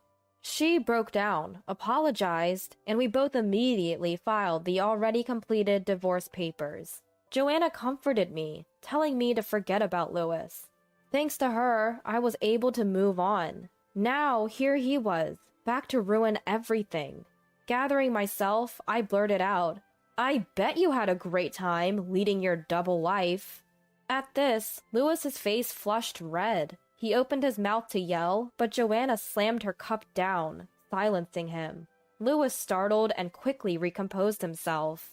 We're well aware of your affairs, I continued. You left us, your family, to have your fun. So you'd rather go on trips with your mistress than with me, huh? Yes, Lewis had ignored our planned trip to go on a vacation with his then mistress. He had lied, saying it was a golf weekend. I was devastated when I found out. I had tried to forget, but as it all came rushing back, my anger boiled over. You knew? How? No, forget that. Forgive me, Crystal. I won't do it again. Lewis pleaded, clearly unable to bear being glared at by both me and Joanna. But forgiveness was off the table. Joanna snapped. Do you have any idea how much Crystal suffered? Your pathetic apology won't cut it. Now it's your turn to feel miserable. Her voice, strong for someone well into her 90s, made Lewis stifle a scream. He turned to me.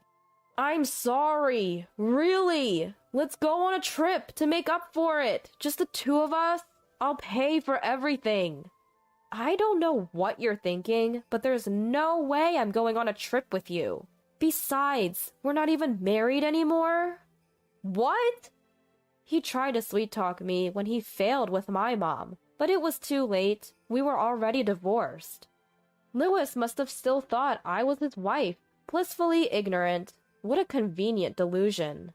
Hey, come on. That was just a joke. Oh, really? But I don't like jokes like that. When I casually responded, Lewis turned ghostly pale. After that, Joanna and I completely ignored Lewis as he tried to explain himself. At first, Lewis yelled and screamed, but when he saw he was being ignored, he ended up crying like a child. Joanna told me that even after his disappearance, Lewis had been coming to get money from her. By then, I had started taking action in my own life, so I never contacted him. He was still finding ways to get money, though. Joanna had been keeping tabs on him. She knew what he was up to. It was a tough time for me, but it must have been equally hard for Joanna to keep it all to herself. Thinking back, it feels overwhelming. When Lewis eventually fell asleep, Joanna and I discussed our next steps. Apparently, Lewis had been kicked out by a woman he was close to, so he had nowhere to live. So he would live with Joanna for the time being, and I would consult a lawyer to claim compensation from him. I couldn't let this opportunity slip away. However, Lewis couldn't afford to pay, so Joanna would cover the compensation for me. With a plan in place, I took action immediately. A few days later, the compensation was transferred to my account. Lewis seemed relieved that he didn't have to pay, but all that changed was that he now owed the money to Joanna instead of me. Nothing was resolved. Joanna updates me occasionally. Lewis is using age-friendly employment opportunities to work and pay her back. Almost reaching her 100th birthday, Joanna seems to manage the slacker Lewis just fine. I hope she stays strong for many more years. As for me, I went back to my childhood home the moment I confirmed the transfer.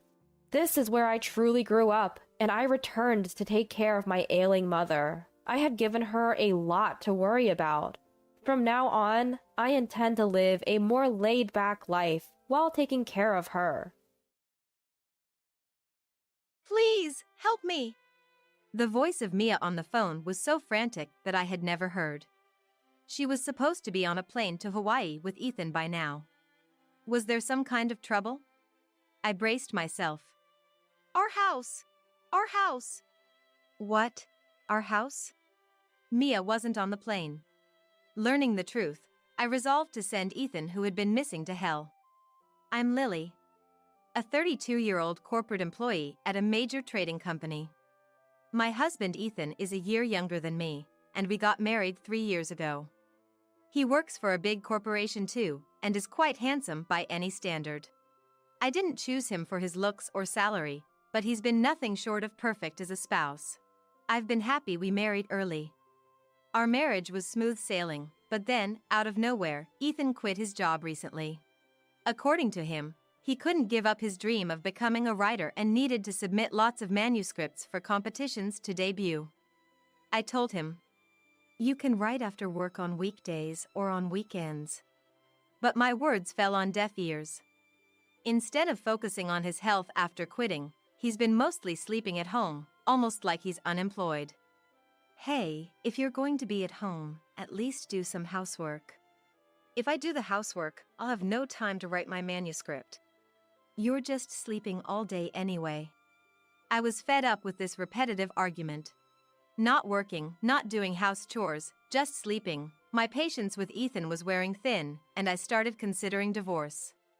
But thinking about my good income, Ethan's remaining savings, and most of all, Mia, Ethan's mother, who was overjoyed about our marriage, made it hard to take that step. Mia raised Ethan alone and dotes on him as he has no siblings. She was thrilled about our marriage, treating me like her own daughter. However, since Ethan quit his job, Mia started to act awkwardly around me. She often didn't respond to my messages. It was clear she was avoiding me, and I couldn't figure out why. When I asked Ethan, he just said it would be best to leave her alone, not taking it seriously. Gradually, I too started to dread contacting her, deciding to just observe as he suggested. At least do the house chores if you're not working. I'm doing all the work and house chores, while you just sleep all day. That day, my anger finally erupted. Ethan was talking about a deadline for some competition, but he wasn't acting like it. He complained about me being slow to prepare lunch while I was working remotely. I couldn't stay silent after that. It turned into a fierce argument. You're always working too, never make a decent meal. What, should I just not eat? Your lazy behavior without working is only possible because I'm out there earning our living expenses, right? Your savings hardly make a dent in our costs. Being called out for not working and being supported by me, Ethan's face turned red with embarrassment and he started shaking. I thought if he got violent, I'd leave the house right away, but thankfully, that worst-case scenario was avoided. Without saying a word, Ethan stormed out of the house. Watching him leave in his casual clothes, with just his mobile phone and wallet, making deliberately loud footsteps, I felt like I was looking at a petulant child. The only place he could go in that getup would be his parents' house. I thought of warning Mia in advance about Ethan possibly causing trouble, but, as usual, she didn't answer her phone. He sneaked back home later that night, but from that day on, our conversations dwindled, and he started avoiding me, going out more frequently. For an unemployed Ethan, his destinations were limited, usually his parents' house, and sometimes I'd find receipts from internet cafes. I tried to initiate conversations several times, but each time, he would escape to his room or just leave the house. I gave up on repairing our relationship and started preparing for a divorce. I thought it best to inform Mia about the divorce. I sent texts and made calls, but got no response. Even when I asked Ethan that something might have happened to her, he just said she was fine. Considering how often he visited his parents' house, I believed him, but I started doubting his whereabouts. I could just ask Mia how often he visits her, but I couldn't get in touch with her. I thought about investigating his whereabouts myself, but with work and household chores, I didn't have the time or energy. Returning home after a late-night overtime shift, I found him fiddling with something in front of the closet. "What are you doing up so late?" Welcome back. Actually, I'm planning to take Mom to Hawaii tomorrow, just packing for the trip." "Tomorrow? That's quite sudden." Unconcerned by my surprise, he happily packed the luggage. I knew Mia always wanted to go on a trip. After Ethan's father passed away when Ethan was young, Mia devoted herself to working and raising him alone. She rarely even went to the department store, let alone on trips. I remember her saying that with a wistful smile. "This month, Mom turns 60, so I thought I'd fulfill her long-standing dream." "Mia's turning 60 already." "Yeah, that's why I've been working part-time lately, saving up money for this. But there's a bit of a problem." He looked up at me. "I've got enough for Mom's part of the trip, but I'm short for my half. I've been saving, but it's not enough. So, I was wondering, Lily, could you help out a bit? Is that okay?" He looked at me with a pleading expression, radiating charm as if refusing him would be unthinkable. "So, you're saying I should pay for your part?" Startled by my unexpectedly cold tone, he hastily shook his head. No. Just lend me the money. I'll pay it back after the trip." "And you're not going to fail to pay me back because you can't find a job, right?" I glared at him, and he looked suspiciously guilty. I was astounded by his audacity. "I won't do that. Trust me, I can even write a commitment form if you want." "All right, let's do that." I pulled a piece of paper and a pen towards me. "After the trip, you'll get a full-time job and start paying it back. No part-time jobs, understood?" He grudgingly agreed, though he seemed reluctant. "And if you can't pay back, we'll divorce. We'll settle it in court with a third party." "Divorce?" He looked visibly unsettled. Maybe the reality of divorce hit him hard. Still, when I insisted I wouldn't lend him the money unless he agreed to these terms, he reluctantly accepted. I wrote down the conditions and the amount, and had Ethan sign it. "Make sure you pay it back."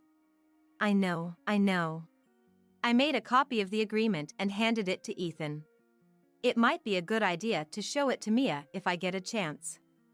Feeling exhausted, I left him by the closet and went to bed. I intended to see him off, but he must have left early. When I woke up to go to work, he and his luggage were already gone. Thanks to yesterday's overtime, my workload today was light. I could finish my work in the morning and take a half day off. I planned to enjoy life without Ethan to the fullest. After finishing my work in the morning, I was having lunch, wondering if he and Mia were on the plane by now, when my phone started ringing loudly. Thinking it might be a work call, I answered without checking the caller. Good, you picked up." It was Mia's voice, desperate and strained, not at all like someone in the middle of a luxurious Hawaiian vacation. "Mia, what's wrong? The trip? Have you already arrived in Hawaii?" "Hawaii? Trip? I don't know what you're talking about. Please, come over. Our house, it's about to burn down." Mia's plea was almost a scream.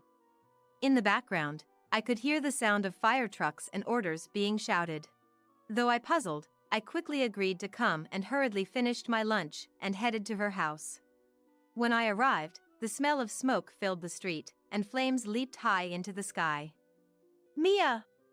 I rushed towards Mia, who seemed on the verge of collapsing in front of her burning house.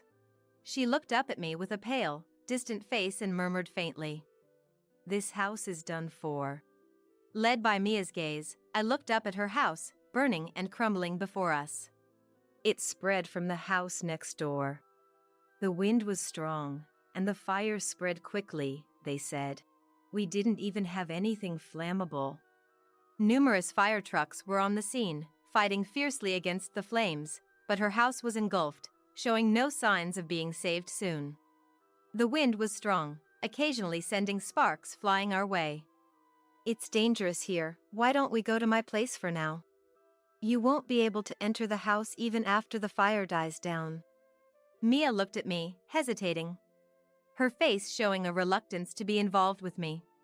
I somehow understand you've been avoiding me, but we can't just stand here forever. After my words, she finally agreed to move. We hurried towards my home. By the way, what was that about a Hawaii trip? I thought you were off to Hawaii with Ethan today. Ethan said that? Yes. He said it was to celebrate your 60th birthday. I haven't heard a word about it. We were both confused by our completely mismatched stories.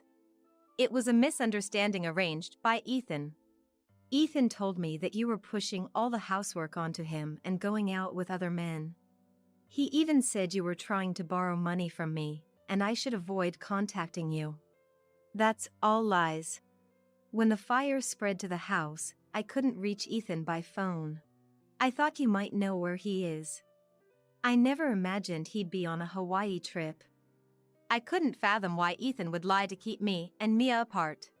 But for Ethan, keeping us disconnected probably served his purposes. Mia, it's all a misunderstanding. Ethan quit his job to become a writer, but he never writes. He doesn't do housework and just sleeps all day. Oh, so we've been deceived by him. Perhaps she has been harbored doubts about Ethan. She readily accepted my words. If Ethan hadn't gone to Hawaii with Mia, had he taken the money for two and gone alone? Or maybe with someone else? Anyway, nothing could be done until he returned from his trip. I'll confront him thoroughly when he gets back. That night, Mia and I spent a long time talking, catching up on everything we'd missed. The firefighters had informed us that it was inevitable that the house burned down, so she agreed to stay at my place until she found a new home. The more we talked, the more Ethan's web of lies unraveled. It was unbelievable how he had badmouthed me, even though I was handling both work and all the housework. Mia kept apologizing to me. But it wasn't her fault, it was Ethan's. We waited for Ethan to return. What's this all about? For days later, Ethan, oblivious to everything, cheerfully returned home, only to be dragged by Mia and me to the remains of Mia's house. Ethan was speechless in front of the burnt-out house. Ethan, you lied to Mia and me, and leisurely went on a Hawaii trip while everything burned down. Lies? What are you talking about? He was visibly shaken and unsettled. Before I could say anything, Mia stepped forward. Ethan, aren't you ashamed? Lying to Lily to get money. Who did you go on the trip with? Her anger was fierce, and I involuntarily stepped back. At first, Ethan tried to retort, but the glares from both Mia and me left him speechless. Wouldn't it be better to just admit it? If we go to court like the commitment form says, you'll lose immediately. I haven't said I won't pay it back yet. You never intended to, right? I know about your real job, Ethan. He glared at me, trying to hide his panic. What are you talking about? Rent a boyfriend. Did you enjoy your trip with your client? If your company finds out, you'll be fired for violating the rules. At my accusation, he gasped. Mia had told me about his secret job the night she stayed at my place. She didn't know what he did, but she mentioned he often came to her house with envelopes bearing a store's logo. Relying on her memories, I found a Rent-A-Boyfriend website. Though his mouth was covered with a heart stamp in the pictures, it was clearly Ethan, and he seemed to be quite popular in sales. I admit I've been working, but the trip was different. As he tried to resist, I showed him the screen of my mobile phone. He looked at the image and stood there, stunned. That dumb woman. It was a disaster that you went on a trip with her. On the screen was a photo of Ethan lying on a Hawaiian beach, smiling next to an unfamiliar woman. The date was from 2 days ago. The woman, mistaking Ethan as her real boyfriend, had probably uploaded the photo to social media.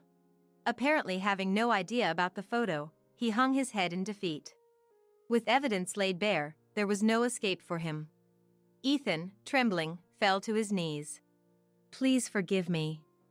I looked at Ethan's apology with a cold gaze. Mia, too, looked at his disgrace with a chilly stare. "Sorry, but I have no intention of forgiving you." I brushed off Ethan as he begged for forgiveness, insisting that he was sorry. I turned to Mia, who continued to glare at Ethan with anger in her eyes. Ethan had been working secretly as a rent-a-boyfriend, and most of his earnings were lost to gambling. I confronted Ethan about his secret purchases of lottery tickets after he promised to work harder, and I decided to file for divorce. We agreed that he would pay back the borrowed travel money with interest. Mia, realizing his earnings as a rent-a-boyfriend, demanded he contribute to the rebuilding of her house. Though the fire had started from the neighboring house, its rapid spread was partly due to Ethan's actions. Apparently, he kept all the things he couldn't bring to our house in his room at Mia's house. This included stylish clothes for his rent-a-boyfriend job, scented candles, and trinkets that women like. His room was so filled that Mia had warned him several times, but he angrily refused to let her in, almost becoming violent. She tried to avoid his room as much as possible. Before leaving for his trip, he had rummaged through his room to get ready, leaving the dusty window open.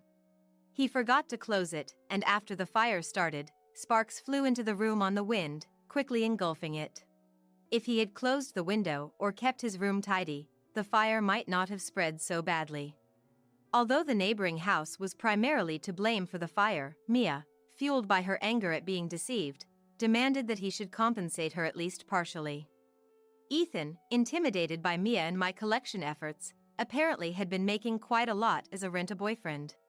He bragged about being able to pay off the debt easily, but he was fired from his job and faced a lawsuit for damages. At his rent-a-boyfriend agency, it was forbidden to go on overnight trips with clients. Meeting them without the company's knowledge and posting about dates on social media were also against the rules. He broke all these rules, leading to his dismissal. A client who had chosen him became furious after seeing the social media post from the woman he went to Hawaii with. This led to a loss of regular clients, and the company sued him for damages. Having once earned a high income as a rent-a-boyfriend, he was disillusioned with normal job salaries and struggled to find employment.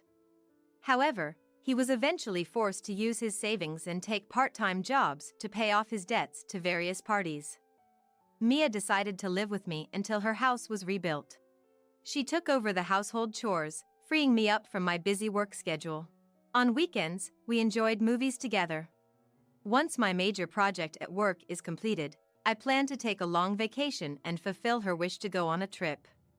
Although I divorced Ethan, Mia and I found we had a lot in common and would like to maintain our good relationship. Sorry, I don't quite get what you're saying. Today is a family outing. You're a daughter-in-law, so basically a stranger, right? If you get it, why don't you just go home? My mother-in-law smirks at me. What? Really? Awesome! An unexpected person shouts in joy and strikes a victory pose. Seeing this, my mother-in-law is stunned, and I'm about to burst into laughter. This is too funny. My name is Alethea, and I am 26 years old. My husband, Josh, a college classmate, works in his family's grocery store, which has been around for 3 generations. Since getting married, I've moved in with his family and work alongside them. His grandfather, Theodore, citing his weakening legs, handed over the store to my father-in-law, Oscar, last year. It's not that I can't walk, but I'm still in good health, so I sometimes go to the store. Theodore still comes to the store occasionally, and when he does, sales nearly double. It's clear how much the community loves the store. Eventually, Josh is expected to take over the business. I used to work in an office, but now I mainly handle the store's administrative tasks. Since Theodore handed the store to Oscar, I've been spending more time on the shop floor. I had no experience in customer service, but it turns out I'm good at it. People even say I've become the store's poster girl. Alethea, you've really brightened up this place. Josh is lucky to have you. Those kind words come from Dave, who runs a candy store next door. We supply the fruits for Dave's store, and he's been a loyal customer for years. I was nervous about leaving my hometown to live in a new place, but I love Josh, and the locals have been really good to us. We haven't been blessed with children yet, but otherwise, I'm living a pretty happy married life. Except for one issue. Do you know what male superiority and female inferiority means? If not, look it up right now. My mother-in-law Eliza told me this on my first day here. I only vaguely understand what it means. There may have been other meanings, but I don't know. I looked it up on my phone, a social custom that respects men and belittles women. Also, there were words like such social customs. I couldn't comprehend it. Maybe that was the case long ago, but who says that nowadays? Women are making strides in all fields. My mom was a career woman before marrying my dad. She returned to work after raising me and is still very active. She even got promoted last month. My dad is quiet, but they exchange gifts every anniversary and are very much in love. They think I don't notice, but I see them holding hands secretly. My grandparents also live harmoniously, respecting each other. I grew up in such a family, so I can't relate to what Eliza is saying. Isn't that a bit outdated? Maybe I shouldn't have said it, but it seems to have struck a nerve with Eliza. We've been on bad terms from the start, even though I get along with the rest of the family. Before the wedding, it wasn't like this. During our initial meeting and the wedding, Eliza was extremely quiet. Even when my parents tried to engage her, she'd just say, "Yes, that's right," or "Is that so?" killing the conversation. The atmosphere was awkward until Oscar said, "I'm sorry, my wife is a bit shy around new people," trying to smooth things over. My parents were worried about whether Eliza and I would get along. Josh's mom seemed robotic. "Are you sure you'll be okay?" My mom asked. I thought calling her a robot was a bit much, but even I couldn't figure her out. Still, I loved Josh and had no second thoughts about our marriage. Eliza added another rule for me, the daughter-in-law she didn't like. Always listen to your in-laws, no matter what. This has nothing to do with male superiority and female inferiority. It was probably just Eliza's personal grudge. I've been married and living here for a few years now, and to be honest, I don't take Eliza's words too seriously. Once, when I tried to send some expensive wine to my parents for their anniversary, she said, "You don't need to send such expensive gifts.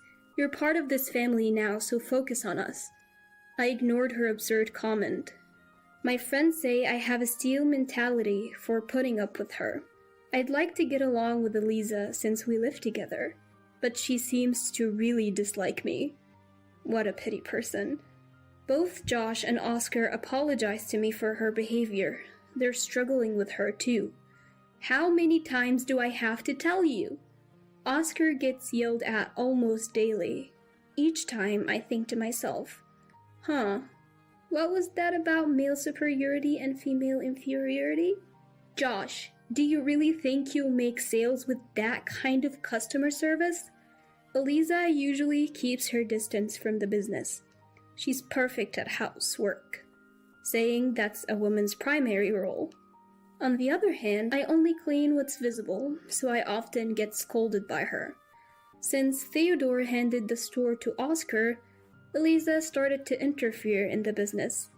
But as her enthusiasm increased, the store's sales have declined under Oscar's management, so Theodore occasionally helps out, which Eliza does not like. Theodore, Oscar, Josh, and I can handle the store. You should enjoy your retirement. What about me? Eliza tells this to Theodore, who awkwardly returns to his room each time she speaks. Eliza, who bosses me around, seems to have a, let's say, delicate relationship with Theodore and his wife. I thought Eliza would listen to her in-laws since she expects me to, but apparently not. Because my grandmother-in-law Grace is very kind. Even Theodore, when he sees I'm down, he will say, "Come here, Alethea, have some candy." They treat me like a real granddaughter. We've become like tea buddies recently. We don't talk about male superiority and female inferiority, but they sympathize with my struggles with Eliza. They told me to call them Grandpa and Grandma, and I do. Eliza got mad about it, but backed down when she found out they had asked me to. Do you both like pound cake? It's always served when we have tea. Every time I have tea with Theodore and his wife, pound cake is on the menu. When I asked, they said, "We have a friend who always brings us pound cake. We call her the Pound Lady." Pound Lady? I couldn't help but laugh out loud. But it seems like they're really struggling. "Hey, Alethea, can I ask you for a favor?" I was surprised by Grace's request. A few days later, I was at the bakery next door. "Excuse me, can I get some cream puffs, eclairs, and, also some pudding, please?" Christina, Dave's daughter, looked delighted as I excitedly placed my order. Originally, the shop focused on homey sweets made by Dave. But since Christina, a culinary school graduate who worked at a famous bakery, returned to town, the shop started offering more elaborate desserts and has been even featured on TV. Of course, Dave's sweets are delicious too. Christina is beautiful and very kind, but strangely still single. She also calls me Alethea dear. Thanks for coming by so often, Alethea dear. We haven't seen Eliza much lately, though she used to come every other day. I broke into a cold sweat at Christina's puzzled words. Actually, I knew why. Eliza stopped coming because I started frequenting the bakery. Is Eliza not feeling well? When Christina asked, I lied. No, she's fine. She and Oscar are getting along well. Christina looked puzzled and said, I see. The truth is, Oscar still gets yelled at every day. I am back. As I returned to the store, I locked eyes with Eliza. She glared at me openly and stormed off home. Seeing this, Josh asked, Something wrong? Well, actually, Grace had told me this. Alethea, we'd love to try some of Christina's sweets. Dave lost his wife early and raised Christina as a single dad. Christina often consulted Grace on matters she couldn't discuss with her dad, and Grace adored her like her own daughter. We've never tried any sweets made by Christina. What? Never? Why? I wondered why they hadn't, given the bakery was right next door. It's because of the Pound Lady. Theodore sighed. Ever since we told Dave his pound cake is the best, she keeps buying it like it's a curse. Right, when Christina came back and brought us some sweets, we sent her back with them, saying we prefer pound cake. As I thought, who would do such a rude thing? An image of the Pound Lady formed into my mind. Could the Pound Lady be... As I said this, both of them awkwardly nodded and chuckled. It's something Eliza would do. The next day, as I was preparing tea for Theodore and the others, What's this? My parents like pound cake. They won't eat the stuff. Eliza said that to me. Ah, Pound Lady. Eliza, I thought maybe we could switch things up a bit. I tried to choose my words carefully, not wanting to stir the pot, but she retorted, Talking back again. I've been here longer than anyone. I know this family best. As she tried to take the pudding I prepared, a voice said, Stop it. I turned to see Theodore and Grace standing there. We asked for this. Alethea did nothing wrong. Grace nodded in agreement next to him. Eliza's face turned bright red. But if you didn't like it, you should have just said so. Tears filled Eliza's eyes. We couldn't say anything because we knew you were kindly preparing tea for us every day since we retired, but having pound cake every day is too much. Eliza, her face still red, said, "Then do as you please. I won't prepare tea anymore." With that, she stormed off. Theodore and Grace could have gone to the shop themselves, but they were afraid of being seen and word getting back to Eliza. Eliza has been strong-willed since she moved in. We thought it was an odd match for our mild-mannered son, but we tolerated it because he chose her, Grace said with a troubled look. Both were delighted with Christina's pudding, especially Grace, who shed a tear saying, "She's grown up so well." From then on, I prepared the tea, making sure to vary it so no one would get bored. This incident worsened my relationship with Eliza. The tension spread throughout the house, making mealtimes as quiet as a funeral. Oscar, unable to bear it, suggested, "How about a family overnight trip on the shop's next day off?" "Great idea," Josh agreed, instantly lifting the mood. I glanced at Eliza, who seemed to agree, and even offered to handle the hotel arrangements. Everyone felt relieved, seeing Eliza in a slightly better mood. On the day of the trip, Eliza was more excited than anyone. It was the first time I'd seen her in such a good mood since I moved in. The hotel she booked was a famous luxury one, and I was excited too. Good, she does have normal emotions. "Alethea, could you accompany me to the front desk for a check-in?" Feeling uneasy at Eliza's sinister smile, I went with her to the front desk. "Reservation for 5? Did I hear that wrong?" "No, if there are 6 people." Before I could finish, Eliza cut me off. "Yes, that's correct. A reservation for 5. That's what Eliza, standing next to me, said. I didn't understand what she meant. By any count, there were 6 of us today. Huh. "Eliza, are you leaving?" When I said that, she glared at me and retorted, "Why would I leave? You're the one who should go." "Sorry, I don't understand what you mean." "That's because you're not family. You're just my son's wife. Got it? Now leave." She mocked me with her words. I was confused and, of course, angry. It was a low blow. And if she didn't want me here, she shouldn't have brought me in the first place. The front desk clerk looked uncomfortable, which made me feel even worse. Just then, "What? Really? Yay!" I turned around to see everyone else standing right behind us. Apparently, they'd come over because they were curious about what was going on at the front desk. The one who just cheered was Theodore. "If my grandson's wife is a stranger, then you're a stranger to us too. Sorry, but could you leave?" Eliza looked shocked, her eyes wide as she stared at Theodore.